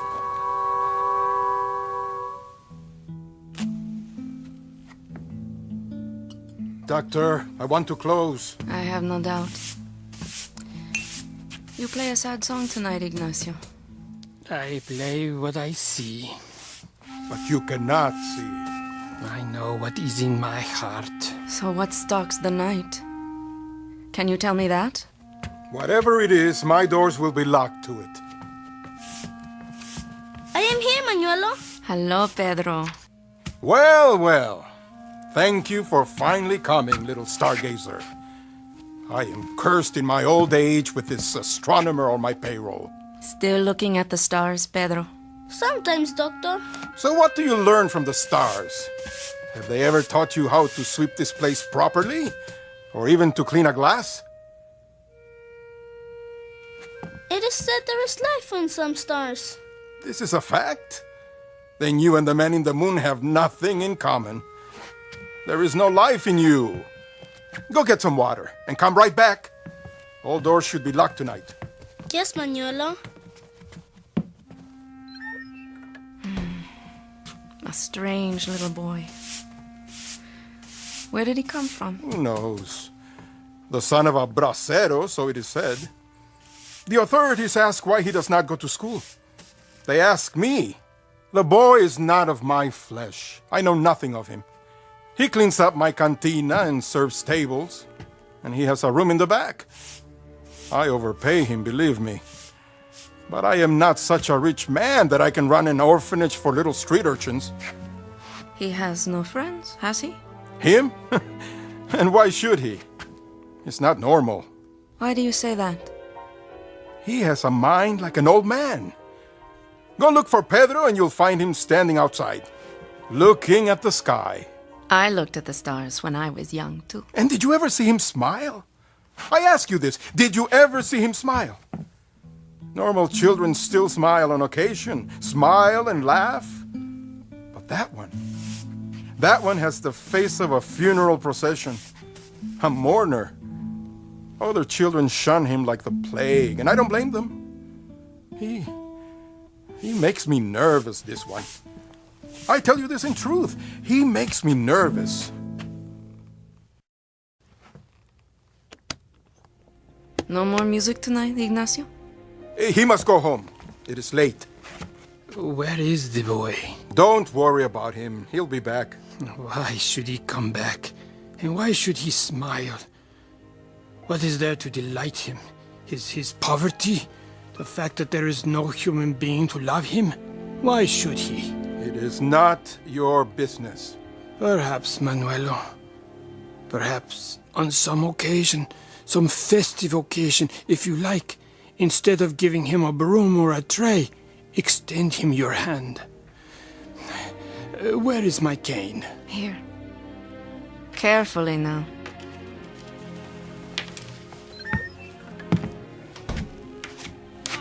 Here's the water, Manuelo. Over here. Shall I see you home, Ignacio? No, thank you, Pedro. I know the way. Are you sure?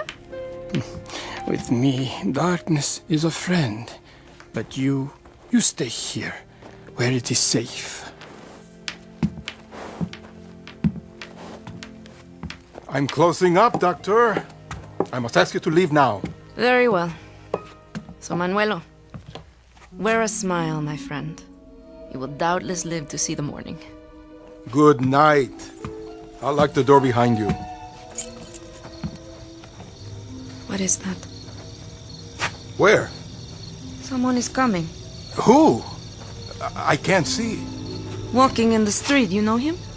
It is too dark.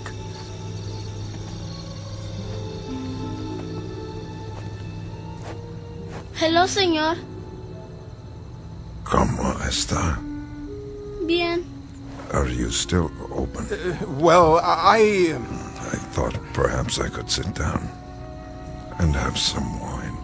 Come inside, sir. Pedro, I don't think... I will get you wine. I'm sorry, senor. The place is closed. No, it's not. At this hour? I deeply regret, but we are no longer serving. There is a curfew in effect. A curfew? Is this not so, Doctor? Is there not a curfew? Well, yes, but he does not look well. Perhaps this man needs to sit for a moment. I won't stay. Just long enough for one drink of wine. I promise you, I won't stay. Well, perhaps one drink.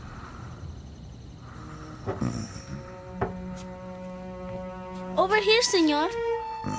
I'll get the bottle. Yes, that's a good idea. You have come far? Yes. You might say very far. Here is your wine. I wonder, could you remove the cork for me? Is something wrong with your arm? My arm? The way it hangs at your side. I may have injured it. Uncork the bottle, Manuelo. All right. Let me help you. Get away. I can do it. The cork is stuck. Don't drop it. Aye! I'll get it. Oh, it has spilled. No, it has not spilled. The cork is still tight. Then what is that puddle on the floor? Not wine. The bottle didn't break, so it can't be wine. It looks like blood. Let me see that arm. Blood? Sanchez! In here! Please, don't call anybody. I mean you no harm. Stop. Get away from me. Move away. Let me explain. Put down that bottle. No, stop it, please. No. Are you okay? Are you okay? Are you alright? I didn't want to hurt him. You saw, he gave me no choice. I tried to explain. His head is not cut. Please, just listen to me. I tried to explain before to that policeman or soldier, whoever he was. I tried to tell him I come in peace, but he only wanted to kill me. Who? You mean the deputy? Salvador? I tried to get the gun away from him. It went off against his body, and the other one who came afterwards, he kept firing at me. Why? Manuelo? Get him! You'll be all right, Manuelo. If you'd only listen, all of you, please, just listen to what I have to tell you. He's bleeding. Manuelo, stay back. He has a wound on his arm. A deep one. His clothing, he is soaked with blood. Is he dead? No, but he has lost so much blood that he should be. I don't understand how he could walk or stand. What can we do, doctor? Pedro, get a basin full of boiling water from the stove and as many clean towels as you can find. Bring them to your room. Quickly, now, before it's too late. Yes, doctor.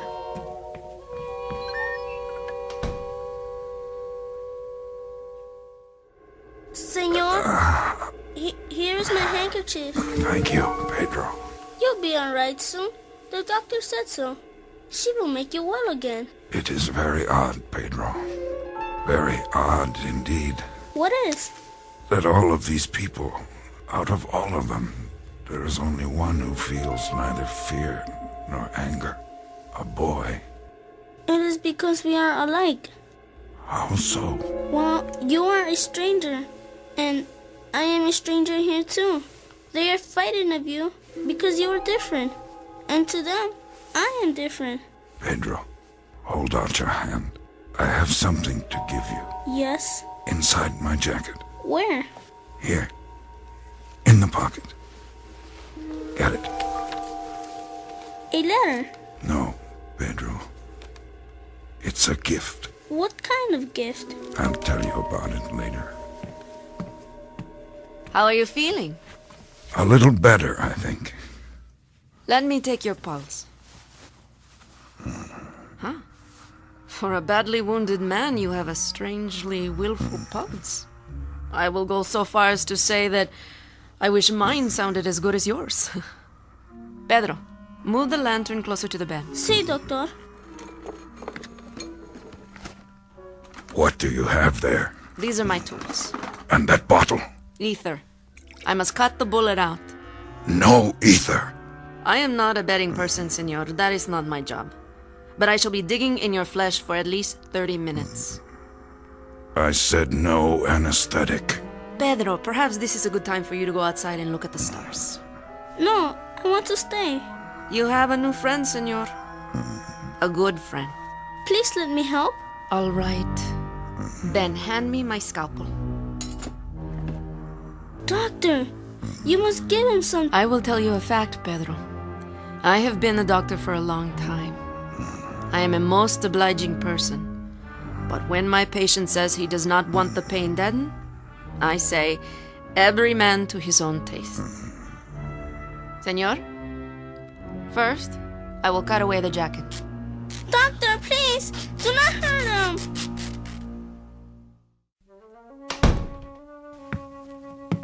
He lives? He lives. I need whiskey now, Manuelo. If not the best, make it the strongest. Yes, doctor. How is your head?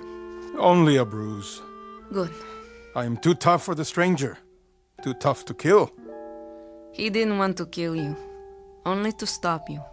Who is this man? I don't know very much. He travels light. Only the clothes on his back. And these 2 bits of lead. 2 bullets from Salvador's gun. Perhaps. And you help him? I must. I am a doctor. I will have a drink now, too. For Salvador. Salud. He was very brave, doctor. Not a cry from him. Not so much as a sound. All the time. Very brave. And what do you know of him, Pedro? I know nothing else. Except... Except what? Except that he is my friend. I know that he is a good man, and that he has never done anything wrong. Don't be fooled. Whether he is good or bad, that still doesn't explain it. For example, it doesn't explain how a man can carry 2 bullets inside his body and have them cut out without so much as a whimper. It doesn't explain how his pulse can be just as strong and steady as if there weren't anything wrong with him but a cold. And it doesn't explain why this man should remain alive when by rights he should be dead. Perhaps he's not like us. Perhaps he is... We got to him in time, Doctor. Didn't we? I'd say we got to him about 3 hours too late. We got to him at a moment when, by the loss of every book and common sense, he should have bled to death. But he didn't. Because he is not a man. What do you mean, Manuelo? Enough for now. Stay by your friend Pedro and look after him. If he bleeds again, tell me. Sí, doctor. Manuelo. What? While I was back there, I heard something. I heard the door unlocked from inside. So? That is my business. Why? Did you go out? Yes, I went out. And where did you go? Where do you think? To tell Sanchez that when the army comes, they do not have to search the hills. They only have to come here to find what they want. Manuelo. At least I have done the right thing. Were you baptized as a child? Of course I was. At the church on the hill. Then at your baptism, they forgot to give you your proper name. Oh? And what is that? I'm afraid, Manuelo, that would be Judas.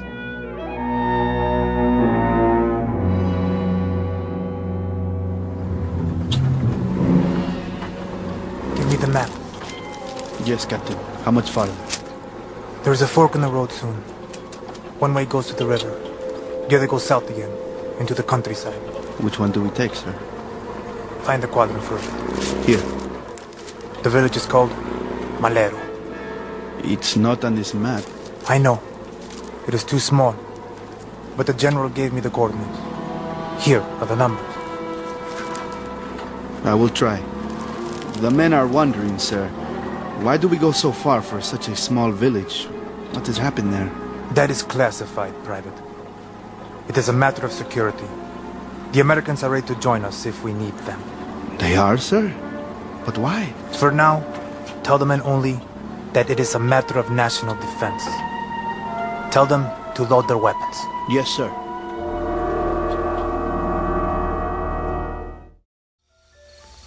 Pedro, You are awake? and you must be tired. It doesn't matter, senor. I can't sleep any time. Now you must sleep and get well. I can't sleep. Why not? I've been thinking. You have a poet here, Pedro. I've read him. In Mexico? Here on the earth. His name is Robert Burns. He says, the best laid schemes of mice and men gone oft agley. What does that mean? It means that plans sometimes go wrong, like my plans. I came to give, and all I've done is to take your bed and your room, the clothes I'm wearing now. I stole them. No, you didn't. You borrowed them. I've sometimes asked myself why it is that men fear what they don't understand, the unknown, like children afraid of the dark. And the only person I've met who's not afraid of the dark is a child. Because I am an odd one. We are both odd ones. You came a long way, didn't you? A long way, and not so long. It depends on how you measure it. From the stars? From beyond the stars, Pedro. For what reason? You will understand one day. And this thing you have given me, an envelope. It is like paper, and yet it is not paper. See how it shines, even without the lamp? Like something metal, but it is so light. That too you will come to understand, like all your people. At least that is my hope. What's inside the envelope? A small gift, Pedro. A very small one. More of a gesture, really. To show that I come in peace. That I am only a visitor and not an invader. How long will you stay? Not much longer. I must get back to my ship and see if I can repair it. Then, I must leave. You mean for good, senor? For good and all? Oh no, don't think of it that way. There is no such thing as for good and for all, Pedro. There is only forever, and I will come back sometime. You will? Or others like me. Where you're from? Where you live? Is there a God? Yes, there is. And is it the same God?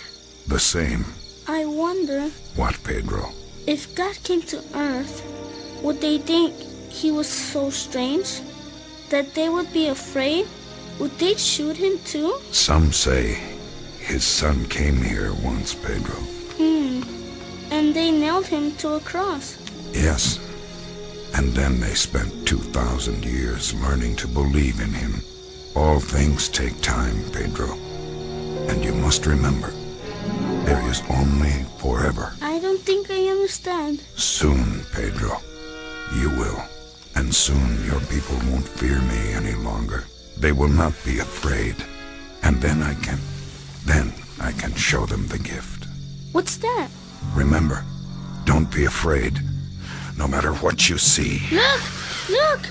A great light coming up the street. It blocks out the stars.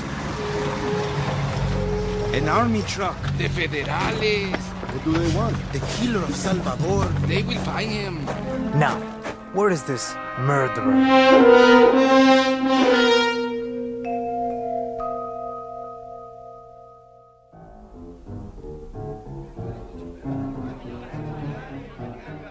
Who is your policeman here?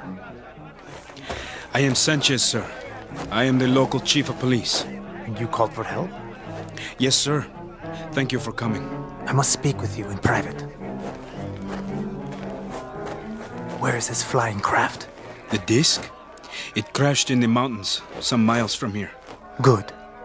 I will call the other truck, so you can lead us there. Of course, sir. But please, Do not tell the townspeople. It would only frighten them further. I will tell them nothing. This is now a security matter. What of the fugitive? Oh, yes. The killer of police. Where did you see him? You do not have to search. I know where he is. And where is that? Inside the cantina. Not in the jail? Well, we don't have a proper jail. But you have caught him. It was I myself who shot him and brought him down. Now he lies on a bed inside, too weak to move.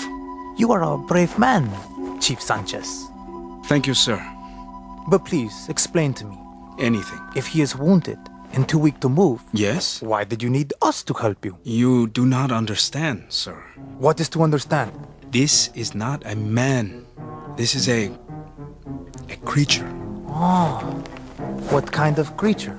I'm not sure. Only God knows what are his powers. He has powers, too? He came from the flying disc. And does he wear a spacesuit? Well, no. What then? I don't know. It was too dark. But you captured him. You, yourself. Oh, yes, Captain. He is very dangerous, this creature? Very. He killed my deputy. And how did he kill him? With a pistol. Oh. He carries a sidearm? Well, no. It was Salvador's gun. I see. Never mind. We will take over now. Sergeant! Yes, Captain. Come with me. Yes, sir. How many men? Tell them to wait by the truck, with rifles at the ready, just in case. Men, prepare arms. Now, where is this cantina?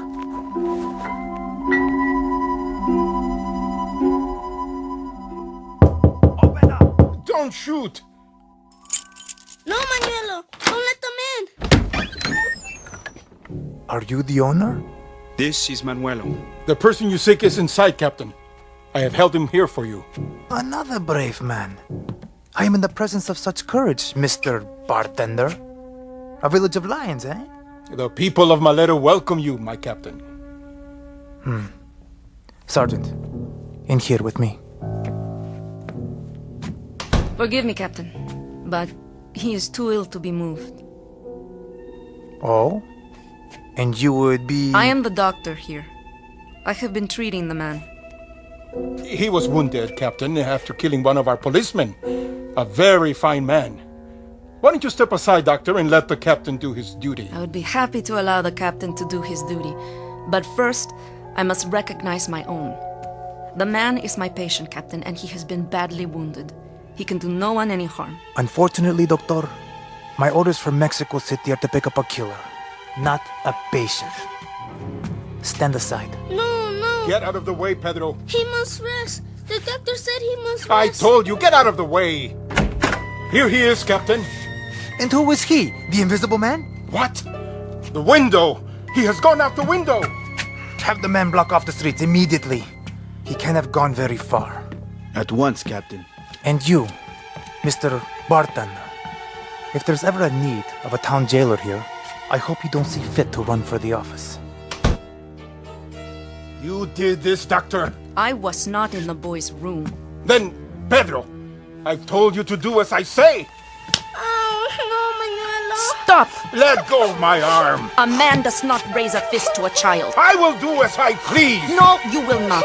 Not while I am here. Strike the boy again and I speak to the authorities. They will see that he has a proper home. Start at both ends of the street and move out. We must find him.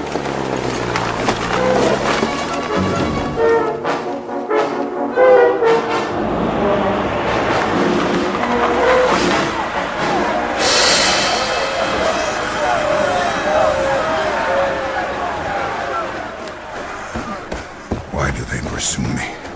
I mean them no harm. There he is. He's in here. He's in the alley. Go on, run! Run so I can shoot you! I can't run anymore. There, in the alley. Get him! He killed Salvador. Stop him! You are under arrest, senor. What is the charge? Murder. I come in peace.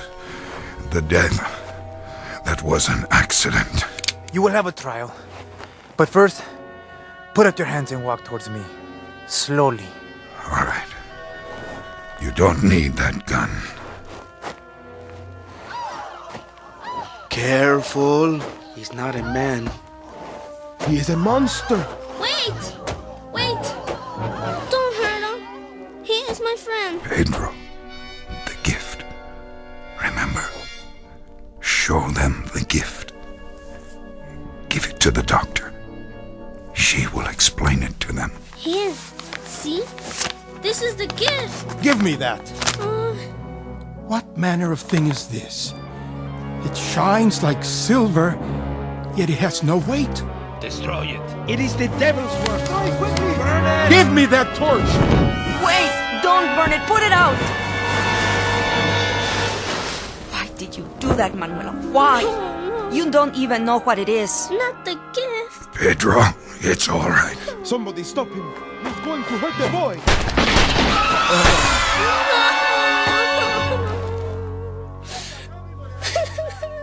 Pedro, come away. It's too late. He was my friend. All right. That's the end of it. Everybody back to your homes. Clear the streets. Sergeant, reassemble the men. Have them bring the truck around. I want a detail to pick up the body. Yes, Captain. What was it, Doctor? What? The paper. In the strange envelope. There's very little left of it now. Only a fragment. All that remains is part of the first page. What was written on it? Here, I'll read it to you. A greeting to the people of Earth. We come as friends in peace and bring you this small gift as a token of our goodwill. We hope it will help you. The following chemical formula is a vaccine effective against all known forms of cancer. Hey, why do you throw it away? That's all there is. The rest has been burned, so the lions devour the lambs. It is ever thus. Come, Pedro. Not yet. What has happened here? The stranger is dead. It is over. Come, Ignacio. I'll walk with you. I think I will stay here for a while yet. Why? Someone must mourn the dead. Can you play a dirge, Ignacio? Yes. Yes, I can.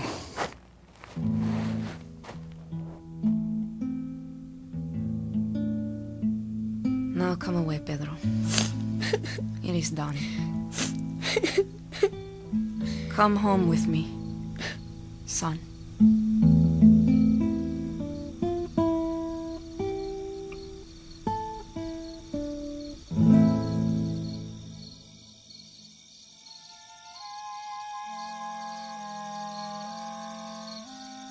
A small village in Malero, Mexico, not on any map. Time, the present. The subject, fear, an example of its nature and the extreme damage it can do. The cure, perhaps a little more faith among men, administered slowly and steadily with the greatest of loving care. Prognosis, that's hard to predict, because these things can take time. But when the disease is contagious, time must be measured in careful doses before it too runs out. An off-the-shelf remedy offered free of charge in a place called the Twilight Zone.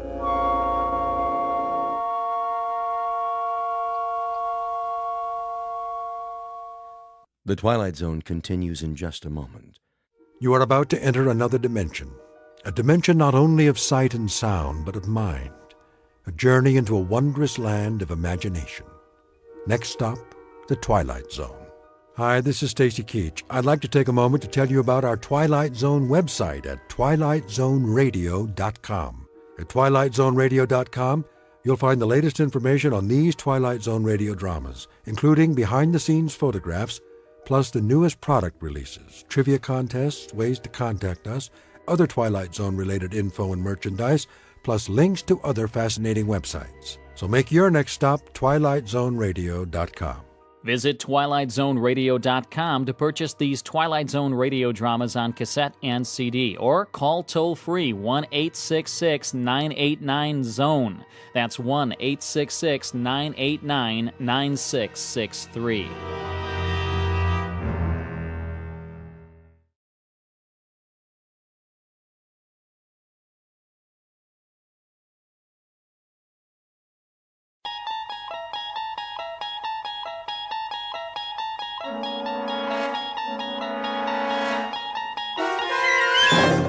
You unlock this door with the key of imagination.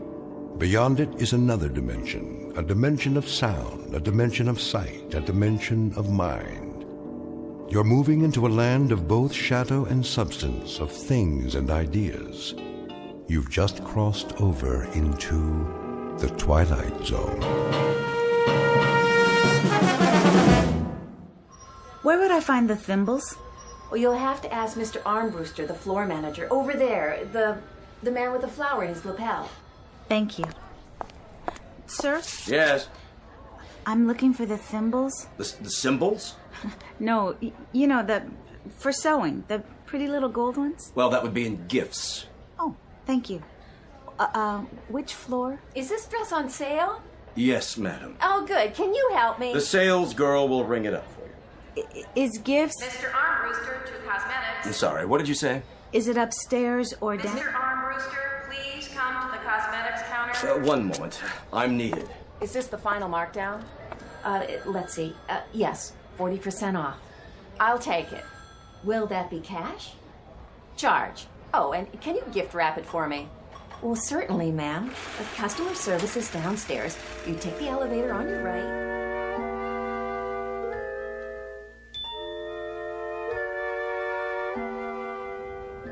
Would you push the button for me? What? The button. My arms are full. Oh, I'm sorry. I'll get it for you. Is this elevator going down? I'm really not sure. Such crowds. I know. It is hard to tell whether you're coming or going. Oh, it's always like that this time of year. I should have stayed home.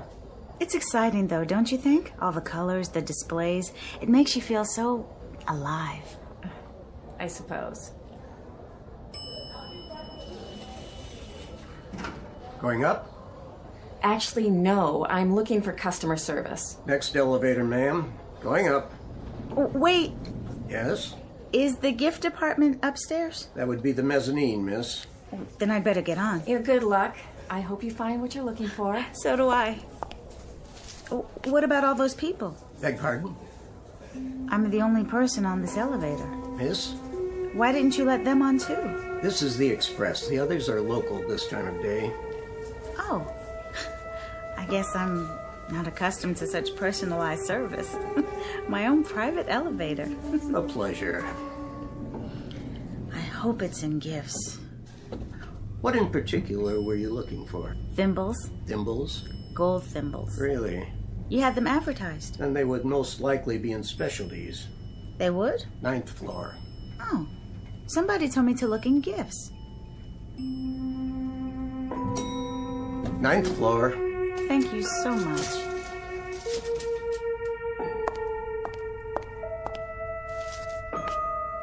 Wait, there must be some mistake. No one's on this floor. I don't even see a salesperson. Wait!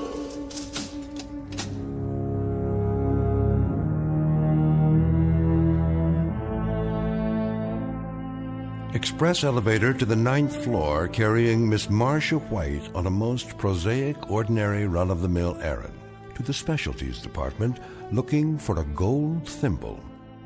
The odds are that she'll find it, but there are even better odds that she'll find something else, too. Because this isn't just a department store. This happens to be the Twilight Zone. And now, back to our story from the Twilight Zone. After Hours, starring Kim Fields, with Stacy Keach as your narrator.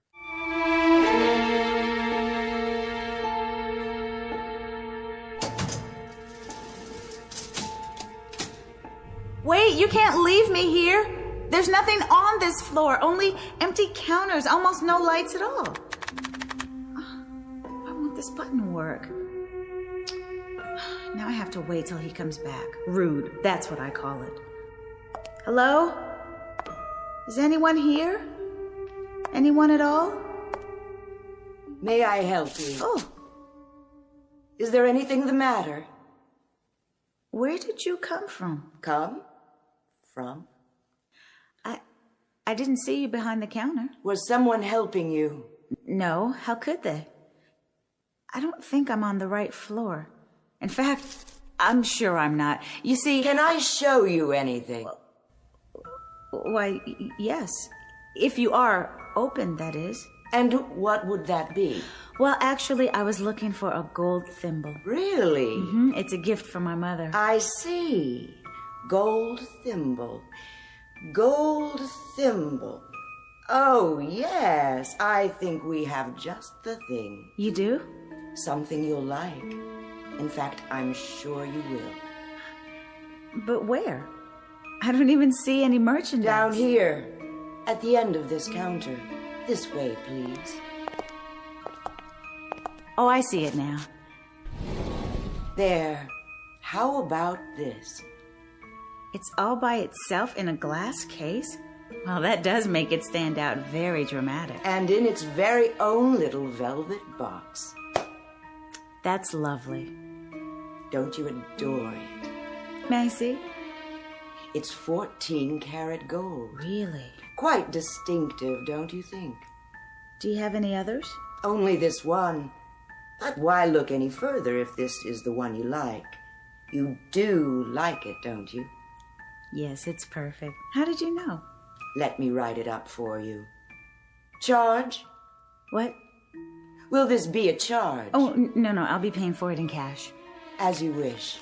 It's easier that way, at least for me. Applying for credit, waiting to be approved. I never have enough time to go through all that. Do you know what I mean? I know exactly what you mean. Do you want it gift wrapped? Yes, please. If you have the time. On second thought, I'd better wrap it myself. Of course. It seems that there's never enough time, is there? Mm-hmm. Oh, I forgot to ask. How much is it? $22.80 plus tax. Is that all? Quite reasonable. It's our annual markdown sale for preferred customers. How nice. $25 even. Here you are. Perfect. You know, this is so... What? So odd. In what way, Marcia? Well, you don't have any merchandise here in any of the displays except for this thimble. Except for the very thing I needed. Is that so odd? We pride ourselves on catering to the discriminating shopper. I'm not sure. The whole floor looks so empty. And all the cases... You called me Marcia. Did I? I'm sorry. That was forward of me. I should apologize. How did you know my name? Aren't you a regular? I've probably seen you around the store. No, you haven't. I've never been to this department before, and I certainly have never seen you. Are you sure? Look, I don't want to make a big thing out of this, but really, what kind of place is this? What do you mean? I mean, I go shopping and I want just one small item, a gold thimble, and I end up in this store on a floor where there isn't anything in evidence except the item I'm looking for. Now, you may be more sophisticated than I am. Not at all. But I'd call that odd. Here's your purchase. Well, don't you? Please come again. Anytime. The elevators... But of course, you remember where it is. Yes. Yes, I do. Thank you.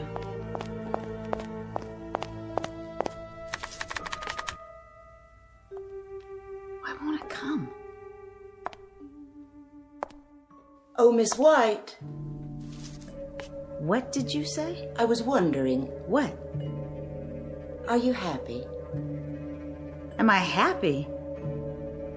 You'll have to forgive me, but it's really none of your business. Is that so? Why are you smirking? Was I? You are. You're laughing at me. I didn't intend to. Is this all a practical joke, one that no one's bothered to let me in on? Not at all. Then explain why you know my first and last name. I didn't give you a credit card or show you my ID. As I say, we must have met before, somewhere. And where would that be? I'm sure I don't remember. And why the personal questions? Am I happy? What does that mean? I was making conversation. But what business is it of yours? What possible interest could my life hold for you? Very well, Miss White. Suit yourself. It's none of my business then, as you say. I believe your elevator's here. Going down. What did she think was so funny? Pardon? Nothing. Did you find what you were looking for? As a matter of fact, I did. Excellent. Also, as a matter of fact, it was the only thing for sale on that floor. You don't say. Somebody ought to hire an efficiency expert or something. Oh, dear. One entire floor devoted to the sale of a single gold thimble. And an extremely odd sales lady. Somebody ought to look into her while they're at it. Odd, you say? You don't believe me? See for yourself. A very nice choice. Wait, this is scratched. I didn't notice. I can't send this to my mother. It's scratched terribly and dented, too. You see here? Main floor. Just look at this thing. It's scratched and it looks like somebody stepped on it. Main floor.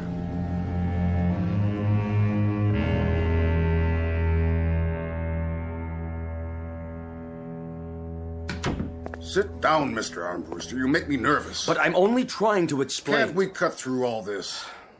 You're in charge of the floor. You're supposed to handle any problems. I have a department store to run here. I know that, Mr. Sloan, sir. I distinctly told her that... What's your point?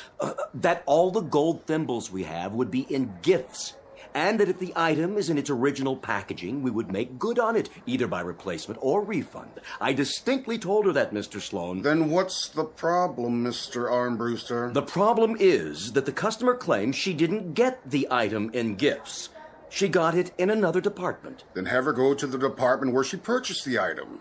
You know the policy. That's the point, Mr. Sloan.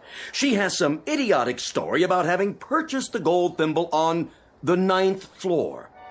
9th? That's what she said over and over again. I trust you explained to her, Mr. Armbruster, that this store doesn't have a 9th floor? I tried, sir. Lord knows I tried. Mr. Sloan, believe me, I have tried desperately.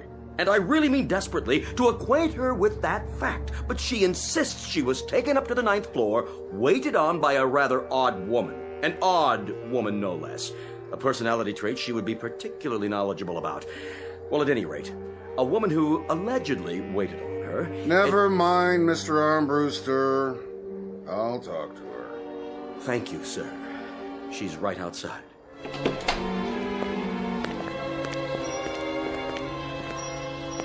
Miss White? Oh, there you are.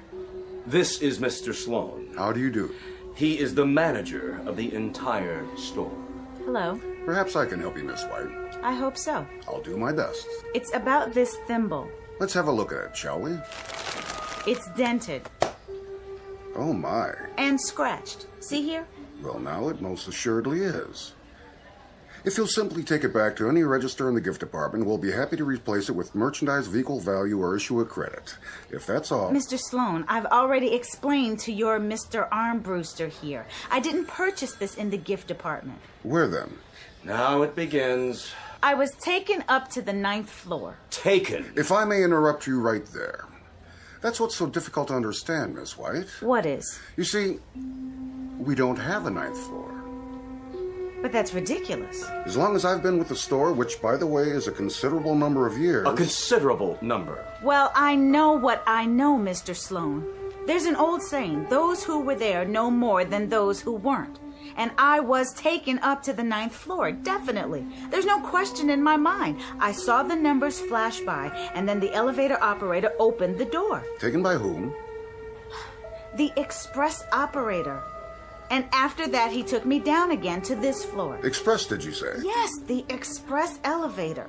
And I was waited on by a very odd woman. Is your receipt in your bag? My receipt? I didn't get a receipt. You see? I paid cash. I gave the woman a $20 bill and a $5 bill. Then I was given the thimble in this little velvet box here. It doesn't look like one of ours. Then I took the bag and... From the odd woman. She was odd. Anyone would say so. Can you be more specific? She had a very chic tailored suit with her hair tied back tightly in a sort of bun. She seemed to know exactly what she was doing, so I'm sure she's also been with your company for a considerable number of years. And her name was? I don't know. You see? I didn't ask. All our employees are required to wear name badges, like Mr. Armbruster here. So all you'd have to do is glance at the lapel. Voila. And there's the name. I honestly don't think she had one. No, I'm sure. Just the tailored suit with a plain neckline, no jewelry. If you could give me something more to go on. I'm trying. Otherwise, without a proper receipt, I'm afraid... Like that woman. Which? She looked exactly like that woman over there. Where? Standing by the designer collections. The same outfit, same color. That's one of our newest designer suits. It hasn't even been put in the window yet. How did she... Wait. Yes? It not only looks like her, it is her. It is? The woman. The one who waited on me. She's standing right there. See her? Well, this will settle it then. Yes, it most certainly will. Miss, I wonder if you'd mind... She can't hear you. Mr. Armbruster, would you kindly ask her to come over here? With pleasure. Excuse me. Sorry. If you'll kindly step aside, I have to... You? Do you work here? I said... May we have a word with you, madam? This customer says she purchased a gift item from you earlier today. She refuses to answer. If you'll face me, please. My name is Sloan, and I'm the manager of this store. Where is your ID badge? I told you she won't answer. She is not from any of my departments. My salespeople are all trained to be courteous, responsive. Are you deaf? Turn around and let me see your name. You still say this is the one who waited on you, Miss White? What in the world? What's the matter with you, Armbruster? Leading me on a wild goose chase. This is a mannequin. No, I could have sworn. Of course it is. I knew that all along. A small jest, sir. A very small one. Only a mannequin, dressed for display in ladies' couture.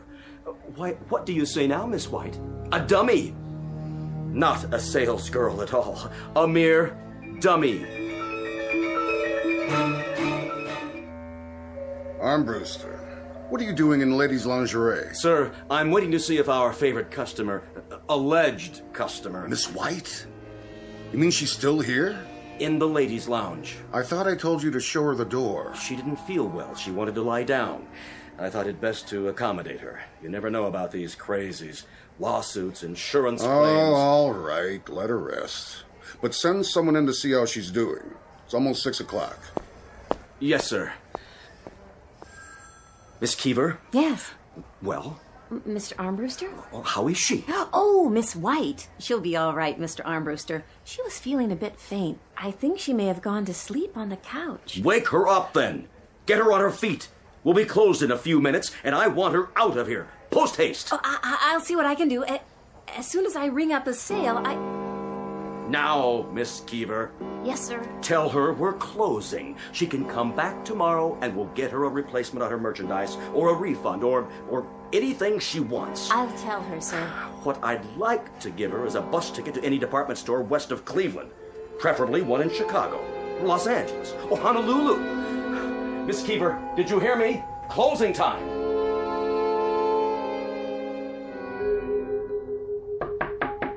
Yes. May I come in? Oh, yes, of course. How are you feeling? Better. I must have dozed off. Oh, that's all right. You looked like you needed it. Mr. Armbruster wants to know how you are. I feel like such a fool. He must think I'm insane. No, he doesn't. He and that manager and everyone else. Nobody thought anything. You just had a bad shopping day. I see it all the time. You know, it's strange. I didn't really. You had what I came for, but everything went wrong when I got on that express elevator and the operator suggested... Well, which elevator is that? Next to the regular ones. You know, across the aisle along the wall. I have to tell you, I worked here all year, and we don't have an express elevator. If we did, everyone would try to use it. Then I am out of my mind. Oh, it could have been the freight elevator, I suppose, except... Except what? Well, there's no operator on the freight elevator. And you're going to tell me there's no specialty department? Where's that? You've never heard of the 9th floor either. I am sorry. they do have a floor just for storage, but I've never been there. Look, why don't you just go home and forget all about this? Have you ever had one of those dreams where you just can't wake up? Every day. Mr. Armbruster... Oh, no, I shouldn't have said anything. Go ahead, you've listened to all my troubles. Well, it's just that... Well, I don't mind the job. Decent hours, great benefits, paid vacation. But what? Is there something about the store? No, not exactly. There's something odd about it, isn't there? Oh, it's the way Mr. Armbruster treats us. Have you ever worked retail? Isn't that odd?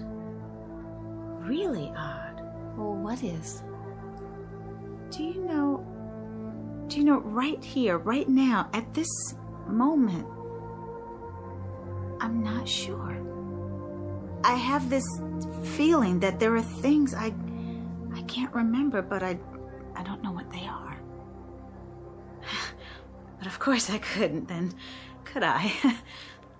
It's only logical. Does that sound crazy? That you can't remember? Well, did you fall and hit your head? No, nothing like that. You were telling me about Armbruster. Oh, well, I don't think he sees us as human.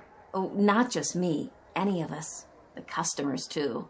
We're objects. We stand at our stations or line up or whatever it is. But as far as he's concerned, we don't have feelings or lives. We're not real. Like the woman who sold me the thimble. No, which one? That's just it. She wasn't a woman. Oh, listen to me. I think you're right. I'd better go home and get some rest. Well, can I call for a cab? It's no trouble. Don't bother. I'll walk. Is it very far? I don't think so. What's your address? My address? Okay, I am off in a few minutes, and I have got my car. Oh, that's not necessary, really. Just let me stay here for a minute more. I'll put on my shoes. Peggy? Yes? You've got a customer waiting. Oh, okay, I'll be right there. Miss White, don't worry about Armbruster. Look at it this way. You're one of the lucky ones. I don't feel very lucky. Well, think about it. You can walk out of here anytime you want to. But why can't I remember my own address? Oh, why am I so tired?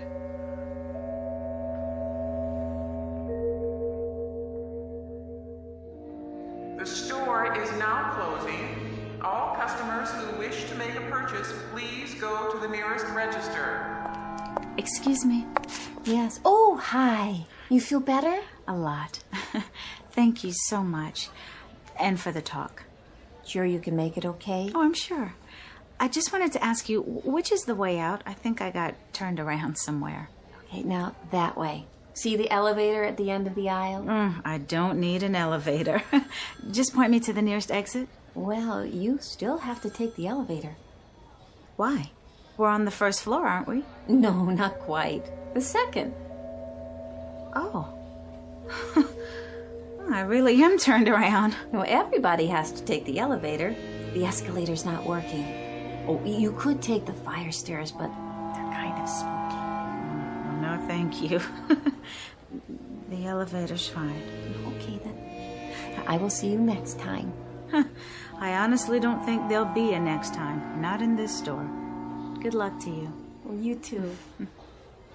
This is the last call. The store is now closing. Mommy, come on. These elevators take so long. My feet hurt. It's these shoes. Got some slippers for my husband, a shirt for my nephew, and a new dress for myself. I splurged. Here comes the elevator. Watch your step. Please move all the way to the back of the elevator. Going down? Yes, I am. Have to wait for the next one. This one's full. Oh, all right. Hurry up, please.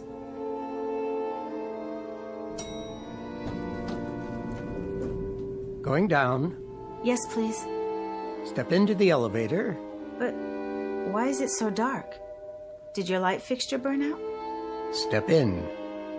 Wait, aren't you the operator from the other elevator? All the way to the back. You are. I just saw you in the elevator on the right. How did you... I said, step in. I won't. It's completely dark. I can't even see the floor. That's because there is no elevator in this shaft. What?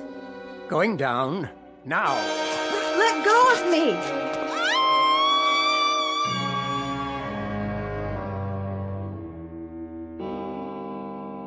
What? What happened to the lights? I'm still in the lounge. Oh my God, I must have fallen asleep again. Oh, what an awful, awful dream.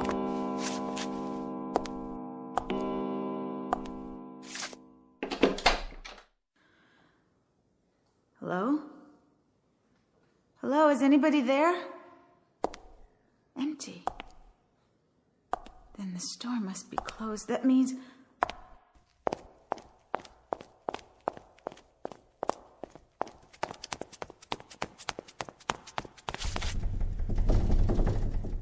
I'm locked in.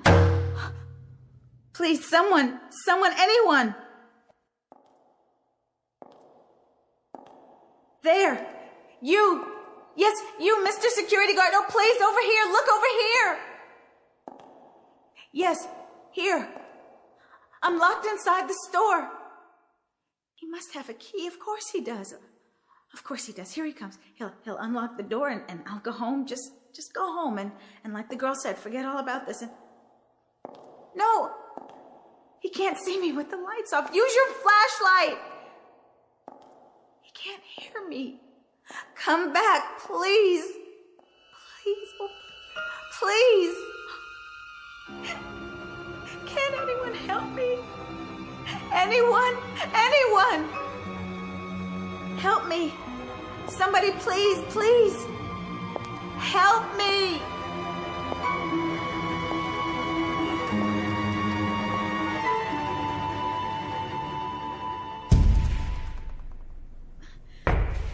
The window won't break. It won't, no matter what I do. Who's there? No. What do I do? Where do I go?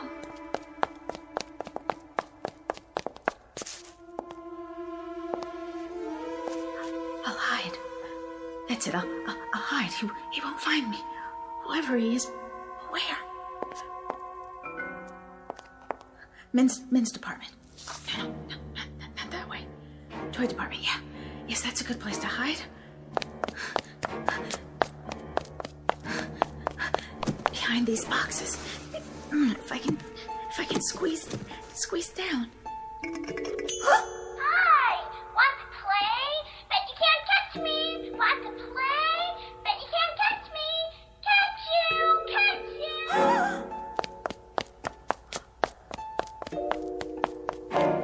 Oh, thank God. Hi. Oh, you don't know how glad I am to see you. You're the express operator, aren't you? Sure you are. Remember me? You took me up to the 9th floor today just a few hours ago. And now I'm locked in. I guess we both are. Do you know the way out of the... Hello? Can you hear me? I said You're not real either. You're a mannequin.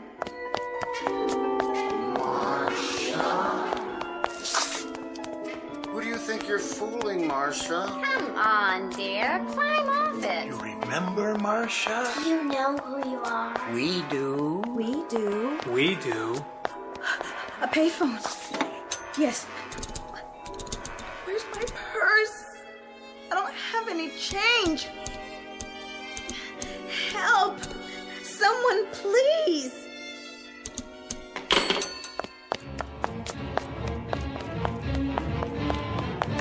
The elevator has to be working. The real elevator. Please. Please come. Hurry.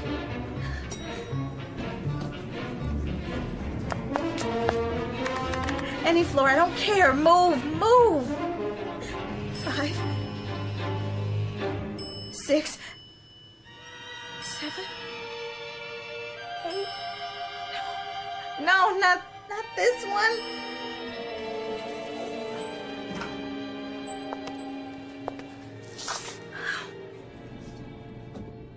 Wait, not the 9th floor?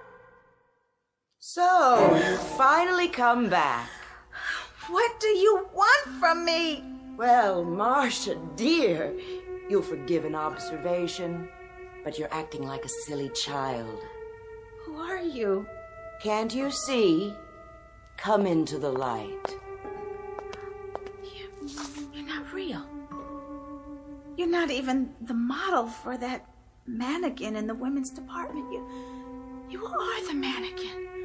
That's all you ever were. Only? Are you sure? Take a good look. You know us. You're all dummies, dressed up in department store clothes. What are you doing here? Come now, Marcia. Think. Concentrate. And why am I... Remember now? All of us will try and help you. We want to help you. We'll help you concentrate. Stay away. Remember now? Is it coming back to you? Stay away from me, I said. Come on, Marcia. You can do it. We know you can. We have faith in you. What? That's odd. Is it really, dear? I don't know, but suddenly I do seem to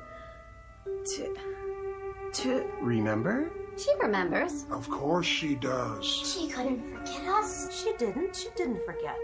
We knew you'd be back. You did. We've been counting on it. Then I must be... Say it. one of you too. There. Was that so hard? No. Of course it wasn't. Why should it be? Yes. That's what I am. One of you, and this is my address, isn't it? It's where I live. Good girl. And it was my turn to... Go ahead. Say it. Your turn to leave us for a month. Becoming much clearer now, isn't it? You left us last month to live with the outsiders. But you were due back yesterday, and you didn't show up. And you know, Marcia, that's selfish, my dear. All of us wait our turn, and then when it comes, we simply do not overstay. It was my turn, starting last night. I'm one day delayed already. Of course. Of course. I'm sorry. I forgot. When you're on the outside, everything seems so normal. As if it will go on forever. As if... As if what, Marcia? As if we were like the others. Like the outsiders. Like the real people. Well, my dear, no serious harm done. And now, I'll see you all in a month. Take care of yourselves. We will. Have a nice time. Enjoy yourself. See you in 30 days. Did you enjoy it, Marcia? What? Your turn. Oh, yes. Was it fun? Yes, ever so much. Ever so much fun. Tell us about it. Please? We want to know. Did you get to wear what you like? Eat and sleep? Have a normal life? Were they nice? What did you see? You don't have to talk anymore now. There'll be plenty of time later. Time to tell us all about it. But for now, welcome back, Marcia.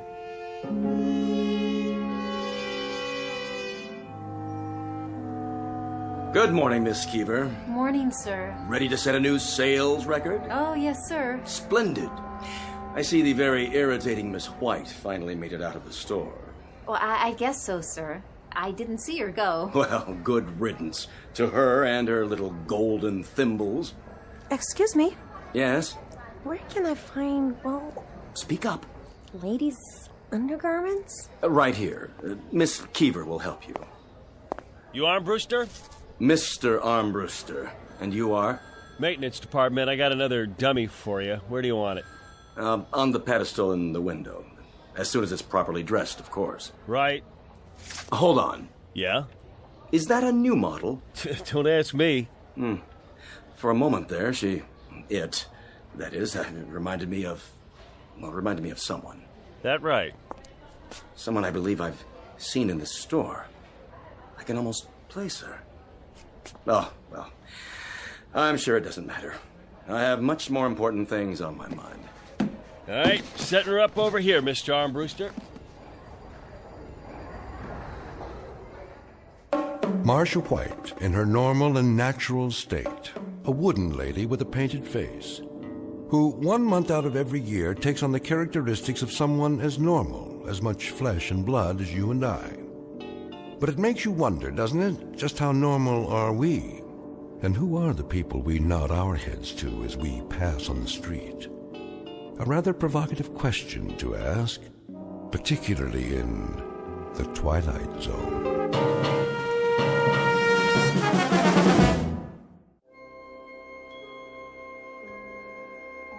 Hi, this is Carl Amari, producer of the Twilight Zone radio dramas. I'd like to take a moment to tell you about our official website at twilightzoneradio.com, where you'll get the latest news and information on these Twilight Zone radio dramas. Plus, at twilightzoneradio.com, you can digitally download 3 free episodes or any of our episodes for only $1.95 each. In this age of ever-changing technology, we've decided to make these episodes instantly available to you by making the Twilight Zone radio dramas a digital download-only series. This means that this series will no longer be offered on CD. The CD collections at our website are now being offered while supplies last at buy one, get one free. So be sure to get your favorites before they're sold out. Be sure to visit us often, and I'll see you in the zone.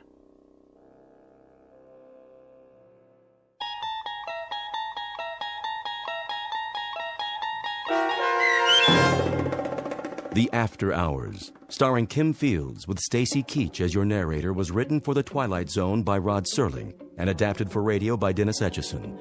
Heard in the cast were Taylor Miller, Doug James, Rich Komanek, Turk Muller, Linda Ryder, Guy Burrell, Lynn Foley, Natalia Reed, Lauren Patton, and Irene Olson. To learn more about the Twilight Zone radio dramas and to obtain audio cassettes and CDs of these programs, visit our website at twilightzoneradio.com. This copyrighted radio series is produced and directed by Carl Amari and Roger Wolski for Falcon Picture Group. Doug James speaking.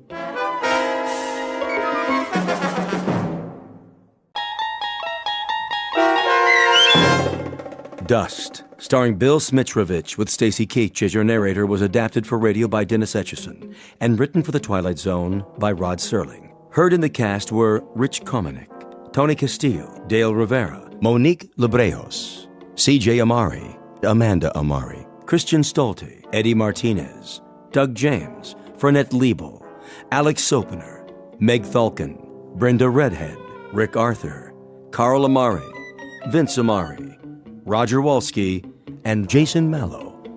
To learn more about the Twilight Zone radio dramas and to obtain audio cassettes and CDs of these programs, visit our website at twilightzoneradio.com. The producers of The Twilight Zone wish to thank CBS Enterprises, Carol Serling, Dennis Etchison, Dick Brescia Associates, Claire Simon Casting, Terry Jennings, XM Satellite Radio, Sirius Satellite Radio, our sponsors, and our radio affiliates for helping make this series possible. This copyrighted radio series is produced and directed by Carl Amari and Jason Mallow for Falcon Picture Group. Doug James speaking.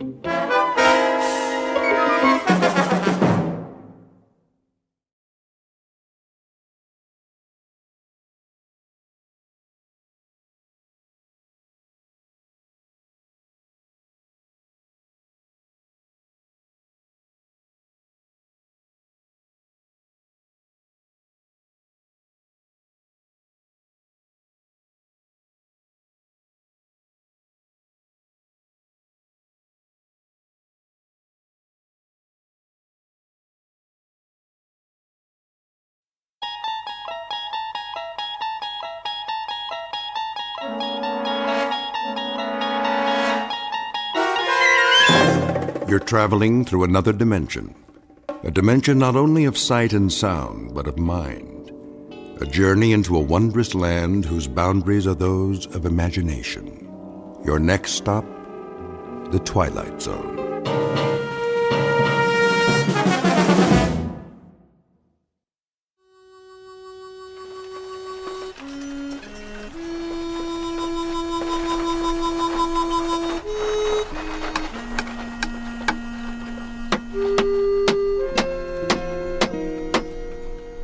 There.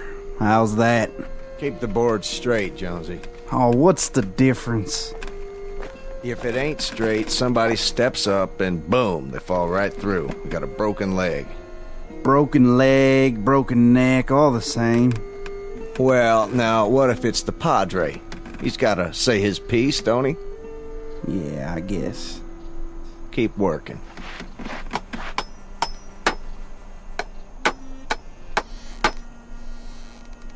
About ready for lunch? Not yet.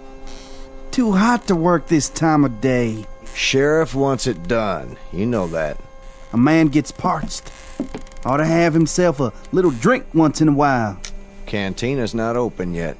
That's 'cause everybody's taking a siesta. You know what a siesta is, don't you, Deputy? That's when you lay down someplace, pull your hat over your eyes, and have yourself a little snooze. Good for what ails you. Does a man good, know what I mean? Go get another 2x4. No more left. Then cut some. Ain't got a saw. Over by the wood pile. I sure don't see it. Front of the blacksmith's, Jonesy. Yeah, well, maybe we better wait a while.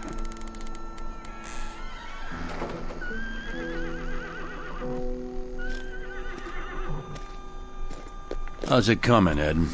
Pretty soon now, Sheriff. Jonesy here's about ready to put up the crossbeam. Maybe you better give him a hand. Oh, he's doing all right by himself. Jonesy? Yeah? You remember what I told you? What's that? About that business the other night. Drunk and disorderly. I'm giving you a chance, Jonesy. Either that, or I fine you. Right. Don't worry, Sheriff. I'm working it off. See that you do. Ed. Yes, sir. Call me when the scaffold's in place. Then we'll test the trap. Mighty big rush for one lousy Mexican. You heard me. I want it finished. I may not like it very much, but that's the law. So let's get it over with. I'm doing my best, Sheriff, but I only got 2 hands. Maybe you should hire some extra help. Nobody in this town's gonna lift a finger. Too lazy, if you ask me. They're not lazy, Ed. They just don't want to see one of their own swing. And I can't say as I blame them. You pitch in if you need to. The judge passed sentence. We don't have much choice. Yes, sir. Get some more boards, Jonesy. Let's go. I'm going.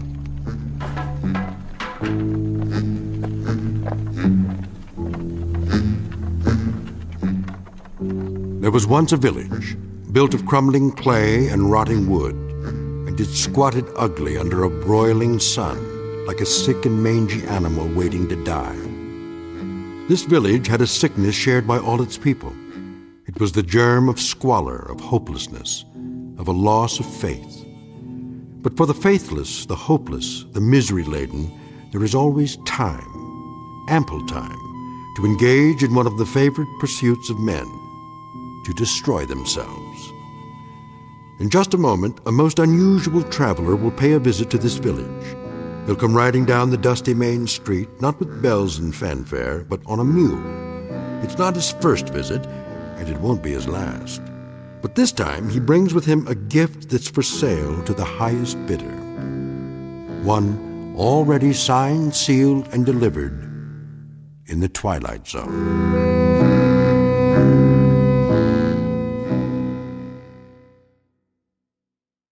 And now, The Twilight Zone and our story, Dust, starring Bill Smitrovich, with Stacy Keach as your narrator.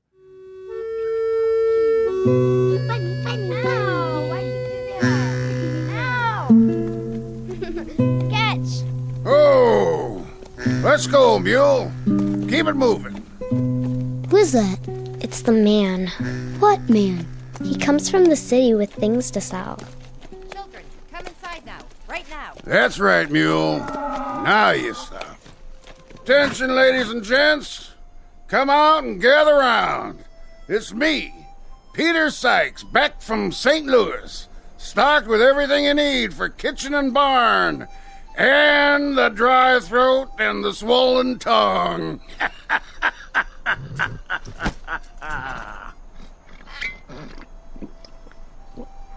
Now, where is everybody? Come one, come all. Is this a holiday? Nobody in the street. Well, will you look at that sign? Closed today because of funeral. I wonder whose funeral would that be?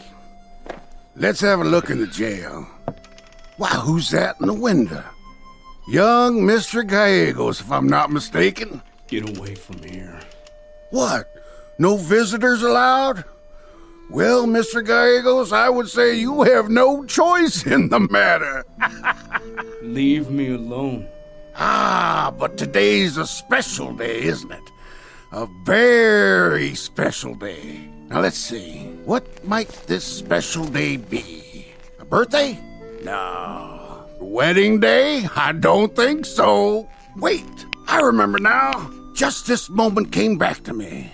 Today is the day young Mr. Gallegos, killer of children, dangles at the end of a rope.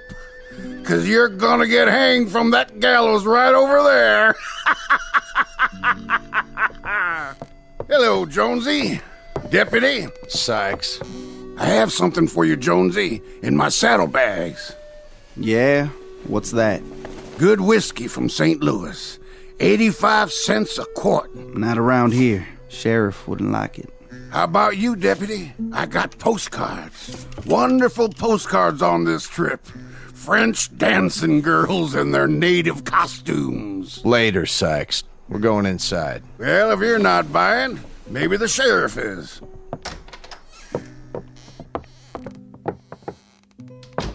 We got it finished, Sheriff.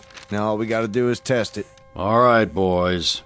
Sykes, what are you doing here? Well, Sheriff Koch, a little bit of this, some of that. What'll be your fancy this fine day? What do I fancy? I'll tell you what I fancy, Sykes.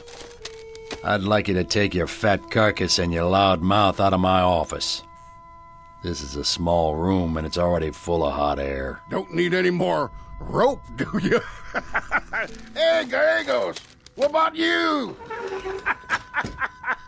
Leave 'em be. How about a nice hacksaw to cut those bars? Sykes. You ought to see the fancy 5-strand hemp I sold this town for your necktie party, Gallegos. It can lift 5 people. Any more at home like you? Look, I told you. Go peddle your wares someplace else.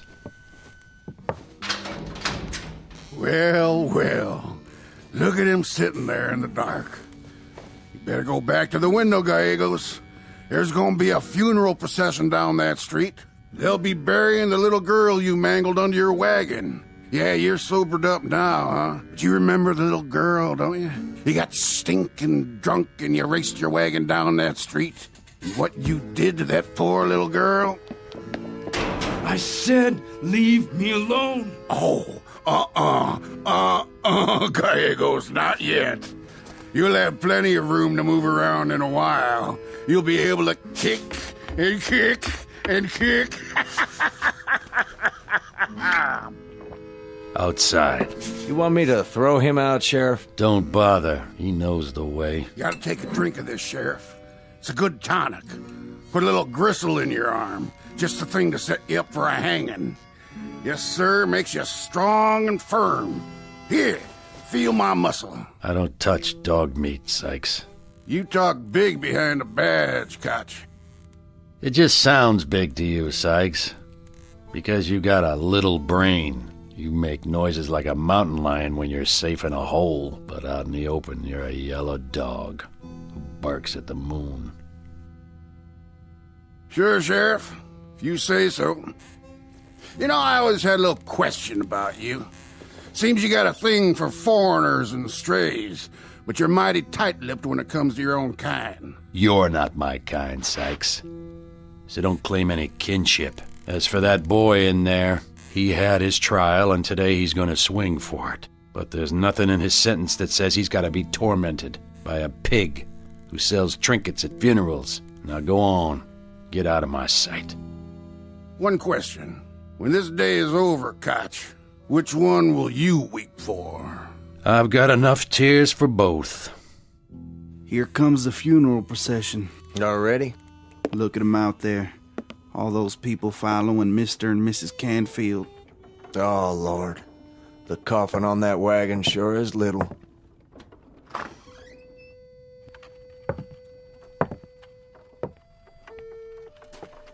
In the name of the Father, the Son, and the Holy Spirit. Mr. and Mrs. Canfield, that you? Shut up, Sykes. I just want you to know I'm real sorry about what happened.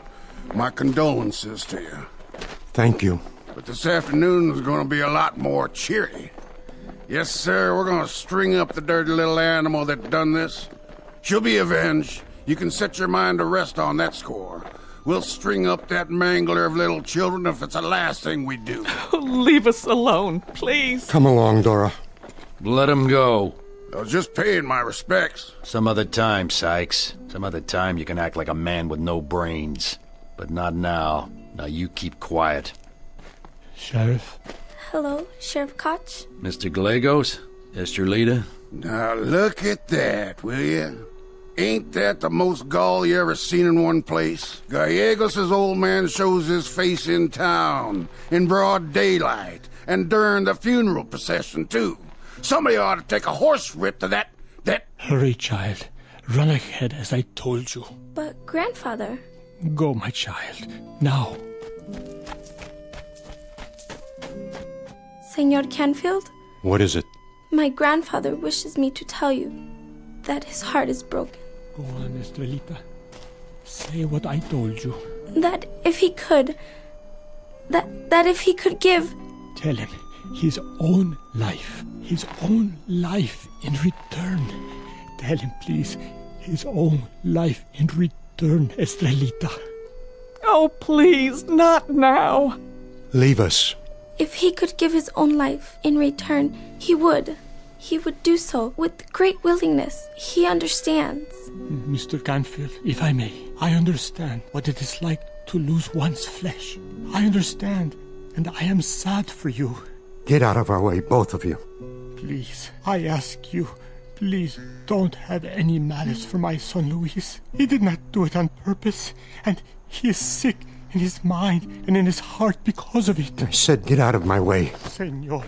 Senora, por favor, I am on my knees. Please do not let them kill my son. He will spend the rest of his life, and I mine, in your service. Anything you wish, but please, please, do not let them do this. Can't you see that we're burying our daughter today? Come, Grandfather. Yes. Give me your hand. Look at it. Look at it. What's he doing here?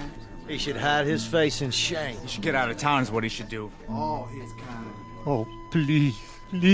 My son did not mean to do it. He is a lover of children, as you all are. He loves all the little children. Why don't you go back where you came from? Take this. Oh! Grandfather, you are bleeding. It is nothing. Nothing. Good aim, Harvey. Stand back, all of you. The next man who throws a rock or anything else will answer to me. You understand? Padre, por favor, váyase a la casa. No se le necesita aquí. What's he saying? He's not needed here? Is that what you told this old man of yours, Gallegos? Father, take Estrelita home. They will hurt you if you stay here. My son, there is one chance. Go home now. Luis, look. My lucky coin. It is said that one can make a wish on it. Any wish. I have saved it for years. Go home, old man. Make your prayers. Make your wishes. But Luis is right. You can do nothing here. Mr. Sheriff, have you never been drunk? What? Have you never felt such misery that you found salvation only in a bottle? Never felt pain? Such pain that you had to ride through the night and never look back? Mr. Gallegos. My son was hungry, and he felt such a pain, and he drank too much, and he rode down the street, not looking, not seeing.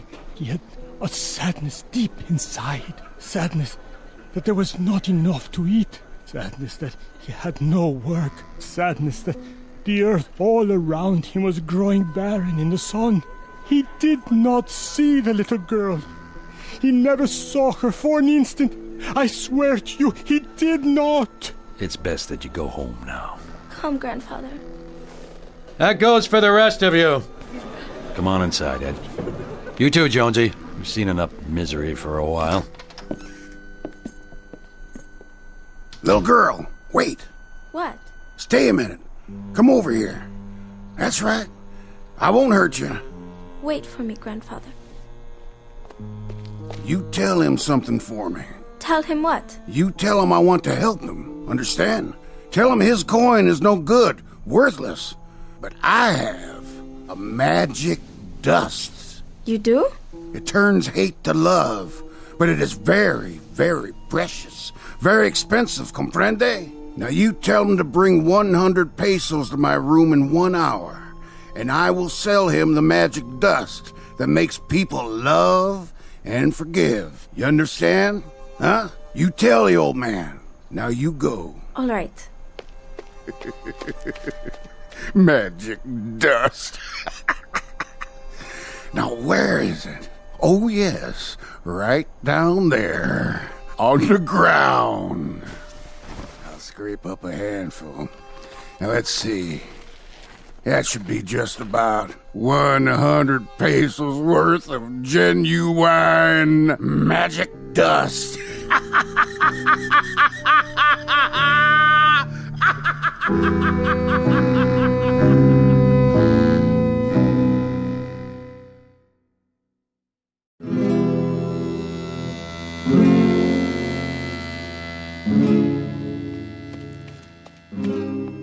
Come, Grandfather.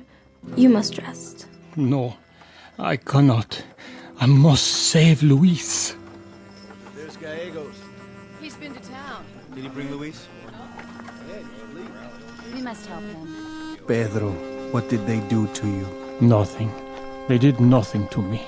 What of your boy? Did you see Luis? See, I saw him. When is he coming home? The sheriff, will he spare him? The sheriff can do nothing. But he is a good man. The town is full of hate. They want to see death today. Blood for blood. Even a river of it will not be enough. Oh, my friend. We are so sorry. Come inside. We will pray with you. No, there is no time. It will be soon. Soon. But there is a way to change their hearts. A way? I must first pay a fee. How much? 100 pesos. Ay! Where can we get 100 pesos? My horse is worth 50. Estrellita. Yes? Run to my house. Tell my wife to bring the money she has saved, all of it. I will tell her. Manuel, get my horse. Oh, you needed to plow the fields. There are no crops because there is no water. You need your son. Oh, gracias. I will pay you back every peso. Go and tell the others. Bring their coins and their rings. We must save Luis.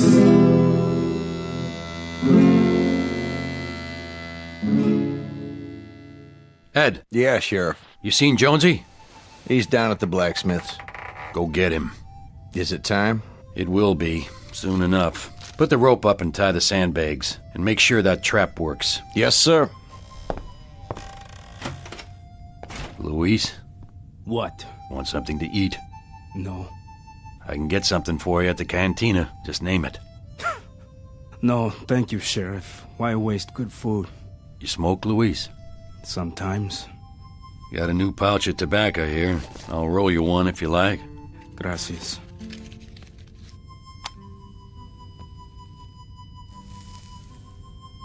Here, I lit it for you.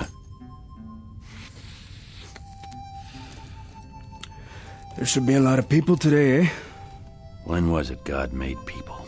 Was it on the 6th day? Sometimes I think he should have stopped on the 5th. It's not their fault. No? They are tired of hating this place. The sun, the ground that is dead under their feet. So they must find something else to hate. Maybe. Or maybe it's just in them. God didn't make people to hate for no reason. Didn't he? Here they come. I can see them from here. Sorry bunch. More than show up at church. They want the big show. Here I am, the one you came to see. You murderer! Look at him. Get away from the window. You just rile them up.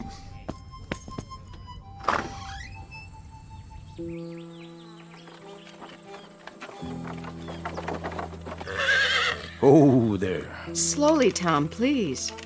Come on, kids. You're gonna see something real special today. Yes, Daddy.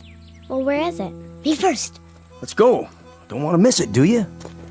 Rogers. Oh, hi there, Sheriff. You had to bring them, didn't you? What do you mean? You know this isn't a carnival, Rogers. It's a hanging. Well, the kids?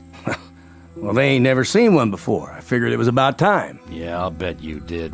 Just one thing. What's that? Mind telling me why? Why not? They'll learn a lesson. They'll see what happens to drunks who kill kids. I guess that's pretty important to you. Darn right it is. Have to teach them. You want them to learn. You teach them a lot of things, don't you, Rogers? What's that? How do you teach them pain? Shoot one of them in the arm? All right, you kids, stay together. Come along, May. I'll tie up the horses. Is that the man? What man? In the window with the bars. Is that the man they're gonna put the rope on? See, little one, I am the man. Will it hurt when they put a rope around his neck? If God wills it. Tom Jr., get away from there. Run along now, kids. Your dad's waiting for you.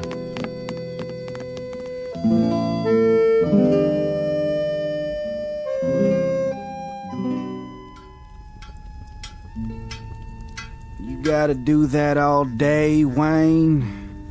Be finished pretty soon. I'm trying to catch my siesta. Ain't got but another hour. Go sleep someplace else. Ain't no place that's out of the sun except in this barn. No place to lay down, anyways. Well, this ain't a hotel. I got my blacksmithing to do.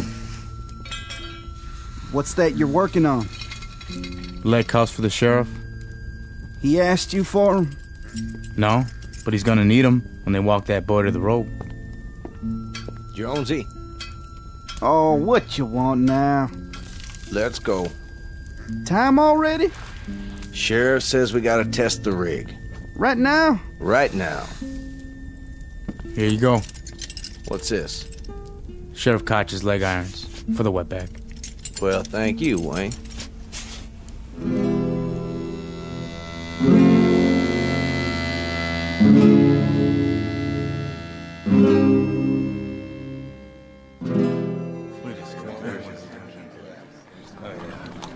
How do, ladies and gents? Let's see. Who wants a souvenir to mark the occasion? I got hair ribbons for the ladies, cigars for the men, and candy for the little ones. Come one, come all. Peter Sykes, back from St. Louis with a bag full of tricks. Sykes. Well, hello, Sheriff Koch. Beautiful day, wouldn't you say? Not a cloud in the sky. I thought I told you. I got no use for you in this town, Sykes. So you did, Sheriff, so you did. But a lot of these folks do. Seeing as how this is a special day and all, you wouldn't stop a man from making a living, would you? There's honest ways to do it, but that's not your style, is it? Now see here. So how much junk have you sold today, Sykes? Well, I just got started. Then it wouldn't cut into your business none if I were to run you off. Sure it would. The crowd's filling up. I ain't had a chance to ply my trade. And what trade is that? Circling the town like a vulture, waiting to feed off the dead? I don't rob and I don't cheat.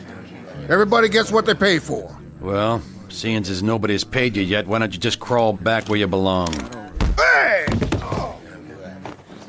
You may live to regret that, Koch. There's an election coming up, and when folks see the way you push people around... There's a heaven coming too, Sykes, and a hell.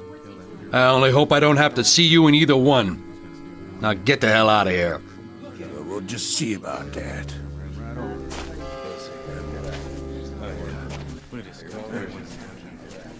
What was that all about?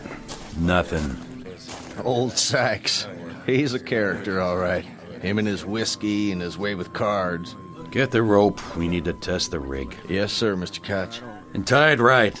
Make sure it'll break his neck clean. Not leave him to choke to death.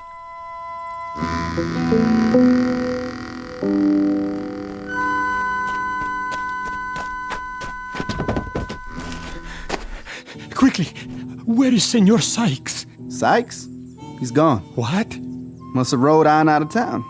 But I have business with him. Very important business. Take it easy, old man. The hanging isn't even started yet. The hanging? We'll be in a minute, though. They're just now trying the gallows to be sure it works. No, not yet. Por favor, not yet. Ready, Sheriff. All right. Go ahead. Got hold of the rope, Jonesy? I got it. Then let her rip.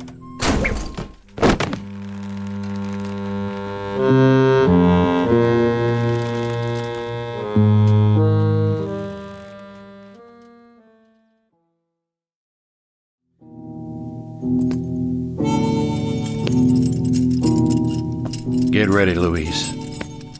It's about that time. I'm ready, Sheriff. I suppose I should put these on you. You think I will run? No, I don't. Not really. No place to run to. That crowd out there, some of them would just like to tear you apart. And I would like to walk like a man, not like an animal in chains. You know, I'd like to see that too. I believe you. You won't need these leg cuffs. Come on, son.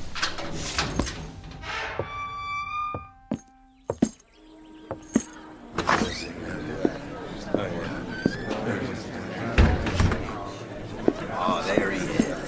Dirty little killer. Well, this is what we came to see, ain't it? He looks awful young. So was the girl he run down. I don't know if I want to see this. I do. Come on. He is not a killer. He is my son. Yeah. Sure, old man. Go on home. No. Hey, Gallegos. What? You looking for me? Oh, Senor Sykes. Come over here, behind the building. Now then, the little girl told you? See, she told me. She said that you have a dust that will save my son. A dust with magic properties. That's the idea, old man. A little bit of this sprinkled over the heads of the crowd and you'll see some real magic. You mean that small bag? Does it not contain tobacco? Oh, no, not this pouch. You'll see. It'll stop them from hating your son. Make them feel sympathy for him. Then, who knows? Maybe they'll even let him go. This is a very big magic. Did you get the money, old man? See. You have it with you? Here, in my handkerchief, just as you said. Gold pieces. Where'd you get them? All my friends went into the city.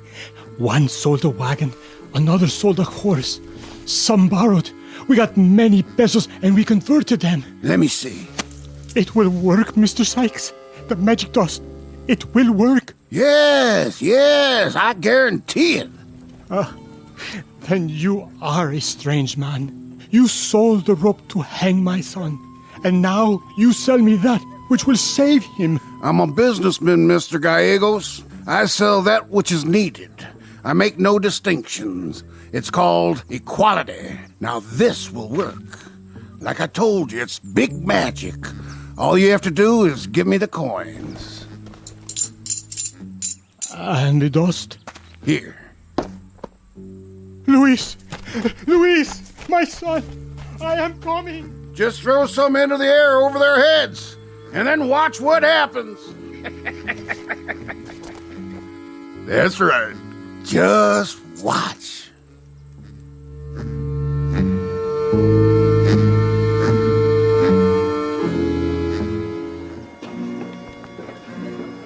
Lord is my shepherd, I shall not want. You don't have to say anything, Father. I never went to church. There is still time, my son. I can't change now. You were raised a Catholic, weren't you? We never had much time for that. Though I walk through the valley of the shadow of death, I shall fear no evil, for the Lord is with me. He maketh me lie down in green pastures. I will dwell in the house of the Lord forever. Now, Sheriff. All right, Ed. Put the noose around his neck. Amen. Stand down, Padre. No! Not yet! I have the dust! Come with me, Pedro. You must pay heed now! You must pay heed to the magic! What's that old coot talking about? Jonesy, leave him be. Big magic! You must pay heed! What kind of magic? What's he got in the bag? See, I throw it over your heads, in the air, all of you! It is only for love. It is for compassion. The magic is so that my son can live, as you would want yours to live. Magic! Magic! Magic! Watch out, old man. You wouldn't want to trip and fall down. Watch it. I didn't do nothing, Sheriff. Back off. It is for love. The magic is for love. Now.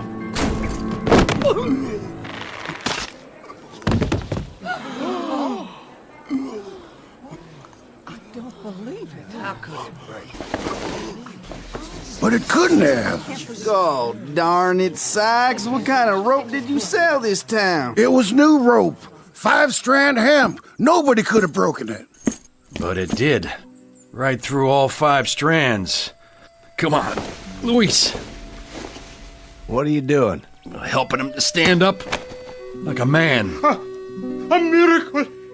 It is a miracle. You setting him free? You can't do that, Koch. What about it, Mr. Canfield? Mrs. Canfield? You cannot defeat the magic. You gotta hang him again. There are only 2 people here who have the right to beg an eye for an eye. What about it, folks? No more today, John. No more. I just can't take any more. But he killed our child. Yes, he did. And a part of himself when he did it. He's suffered enough. You're sure? There's been quite enough pain, John. Quite enough. It has to stop now, or we'll die ourselves. Sheriff Koch? Yes, Mr. Canfield? There must be another hand in all this, to make the rope break like that. Another hand, maybe the hand of Providence. You want to stop it then? Yes.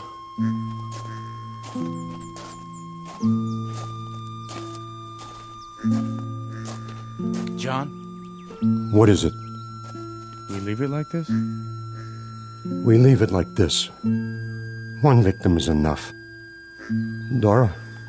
One is too much. I think we should all go home now. Get up, Louise. I'm free. Are any of us free? But you can go home. You have that much freedom. Yes, my son. Come. It was magic. My father. It was magic. Magic dust. We will go home now. Ed. Yeah? Tell him to open the cantina. I think I'd like a drink. You and Jonesy, too. You don't have to ask me twice, Sheriff. Let's get moving.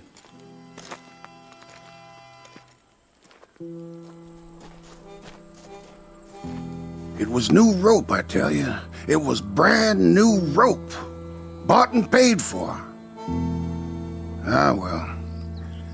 Another day, another dollar. Come on, mule.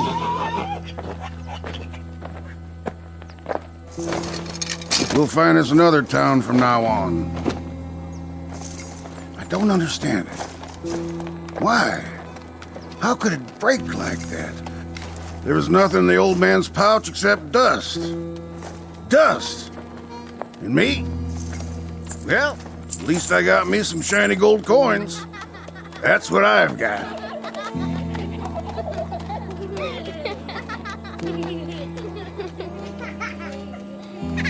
What are you kids looking at?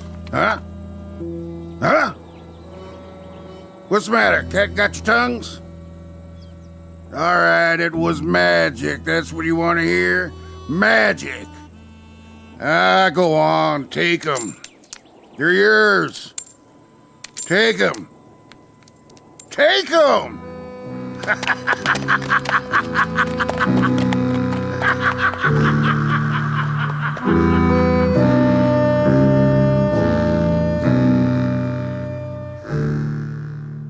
It was a very small, misery-laden village on the day of a hanging, and of little historical consequence. And if there is any moral to it at all, let's just say that in any quest for magic, any attempt to understand sorcery, witchery, legerdemain, first, check the human heart. For inside that deepest of places is a wizardry that costs far more than a few pieces of gold.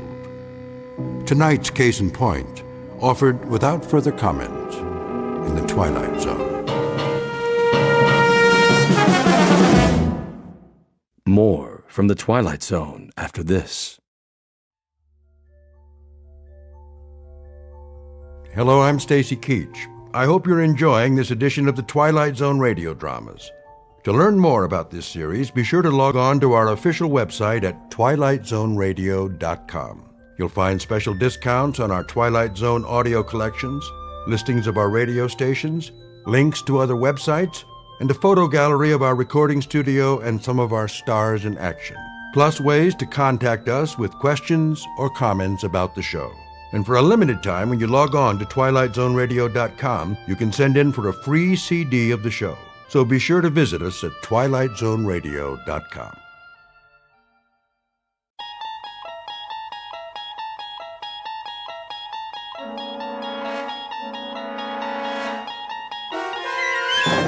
You're traveling through another dimension. A dimension not only of sight and sound, but of mind. A journey into a wondrous land whose boundaries are those of imagination. Your next stop, the Twilight Zone.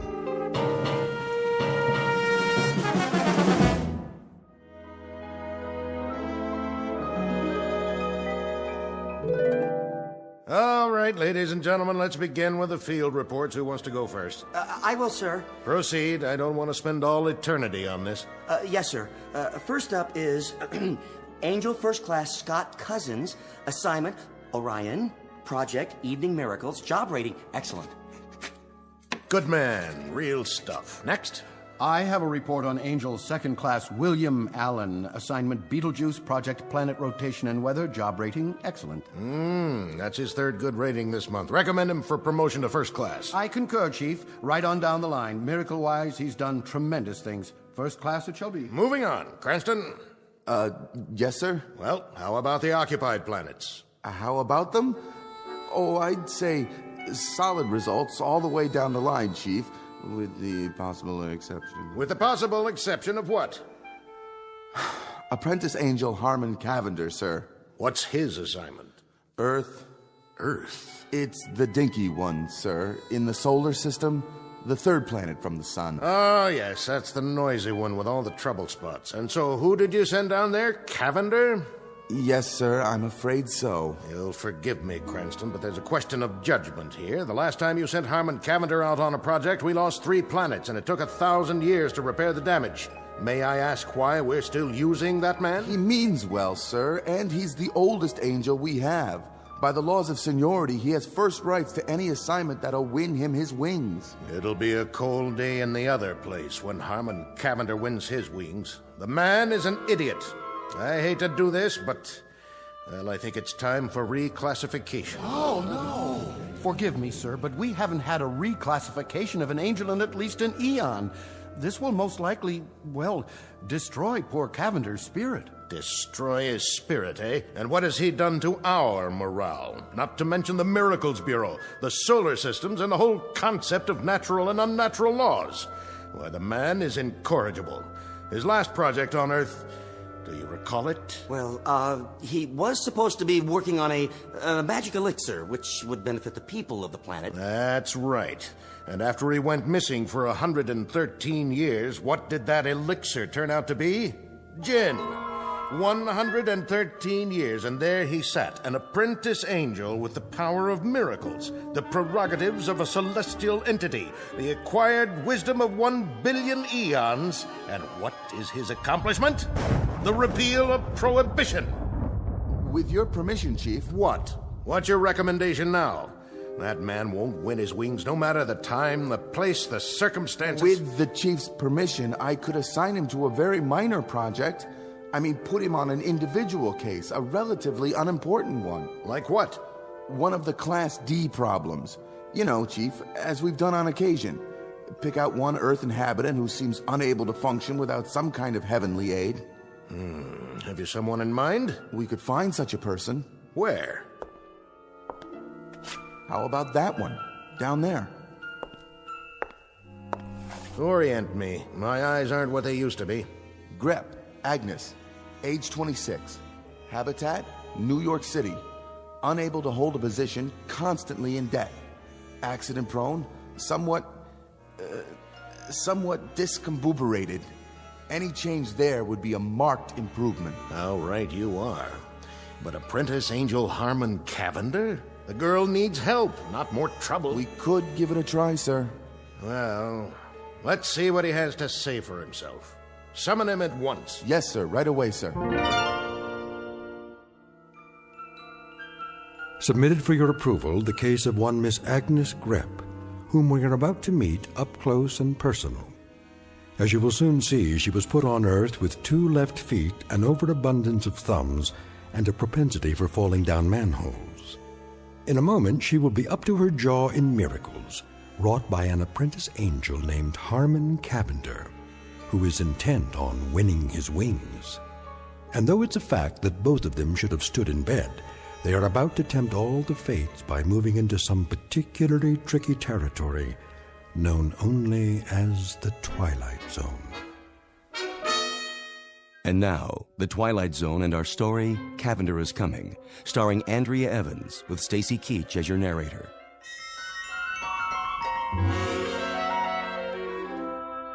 Excuse me. Yes? Is this the 3rd Celestial Division? Yes, sir. Angel Placement Bureau? That's correct. Do you have an appointment?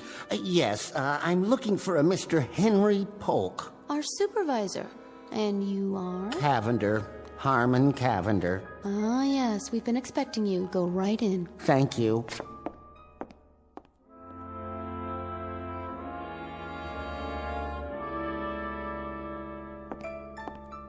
You called me, Chief? Ah, there you are. Cavander, I presume? Nice office you have here. I like the cloud effect. Makes it look like infinite space out there. It is infinite. Oh. Apprentice Angel Cavander, it has come to our attention that you are the only angel in your class not to have won his wings. Sad but true. Not for want of trying, I can assure you. It has further come to our attention that you are a clod. A clod, sir? Never mind. Before reclassifying you... Reclassify? We're going to give you one more chance. Oh. Walk over to the edge with me and look down through the cloud cover. What do you see? Oh, which one? The one in the theater, with the costume, the usherette, I believe they call them. Nice-looking girl. You think so? Good. She's your next project. Oh, thank you, sir. I especially like the uniform she's wearing. Very military, with epaulets. And what's that on her head? Is that a fez? Haven't seen one of those in ages. Quite a few ages. You will return to Earth and supply her with aid, assistance, and advice for a period of 24 hours. If you are able to improve her lot in any significant way, we will reopen your case. You mean there's a possibility of getting my wings? It would be taken under advisement. Oh. Actually, Cavander, there seems to be considerable question about the damage you can do with just arms and legs, not to mention wings or your mouth. However, we've graciously consented to give you one more opportunity. You have 24 hours to see what, if anything, you can do with that clod, that young Earth woman. Take a good look. She's the one lining up for inspection right now in the lobby. Who's doing the inspecting? The theater manager, the short one with the ridiculous little mustache. All right, girls, positions, please. Ready for inspection before we open the doors. Excuse me. End of the line. Can I get in here? This is my position. Pardon me. Inspection. Left lapel wrinkled. Sorry, sir. Lipstick crooked. I'll fix it. And you. Yes, Mr. Stout?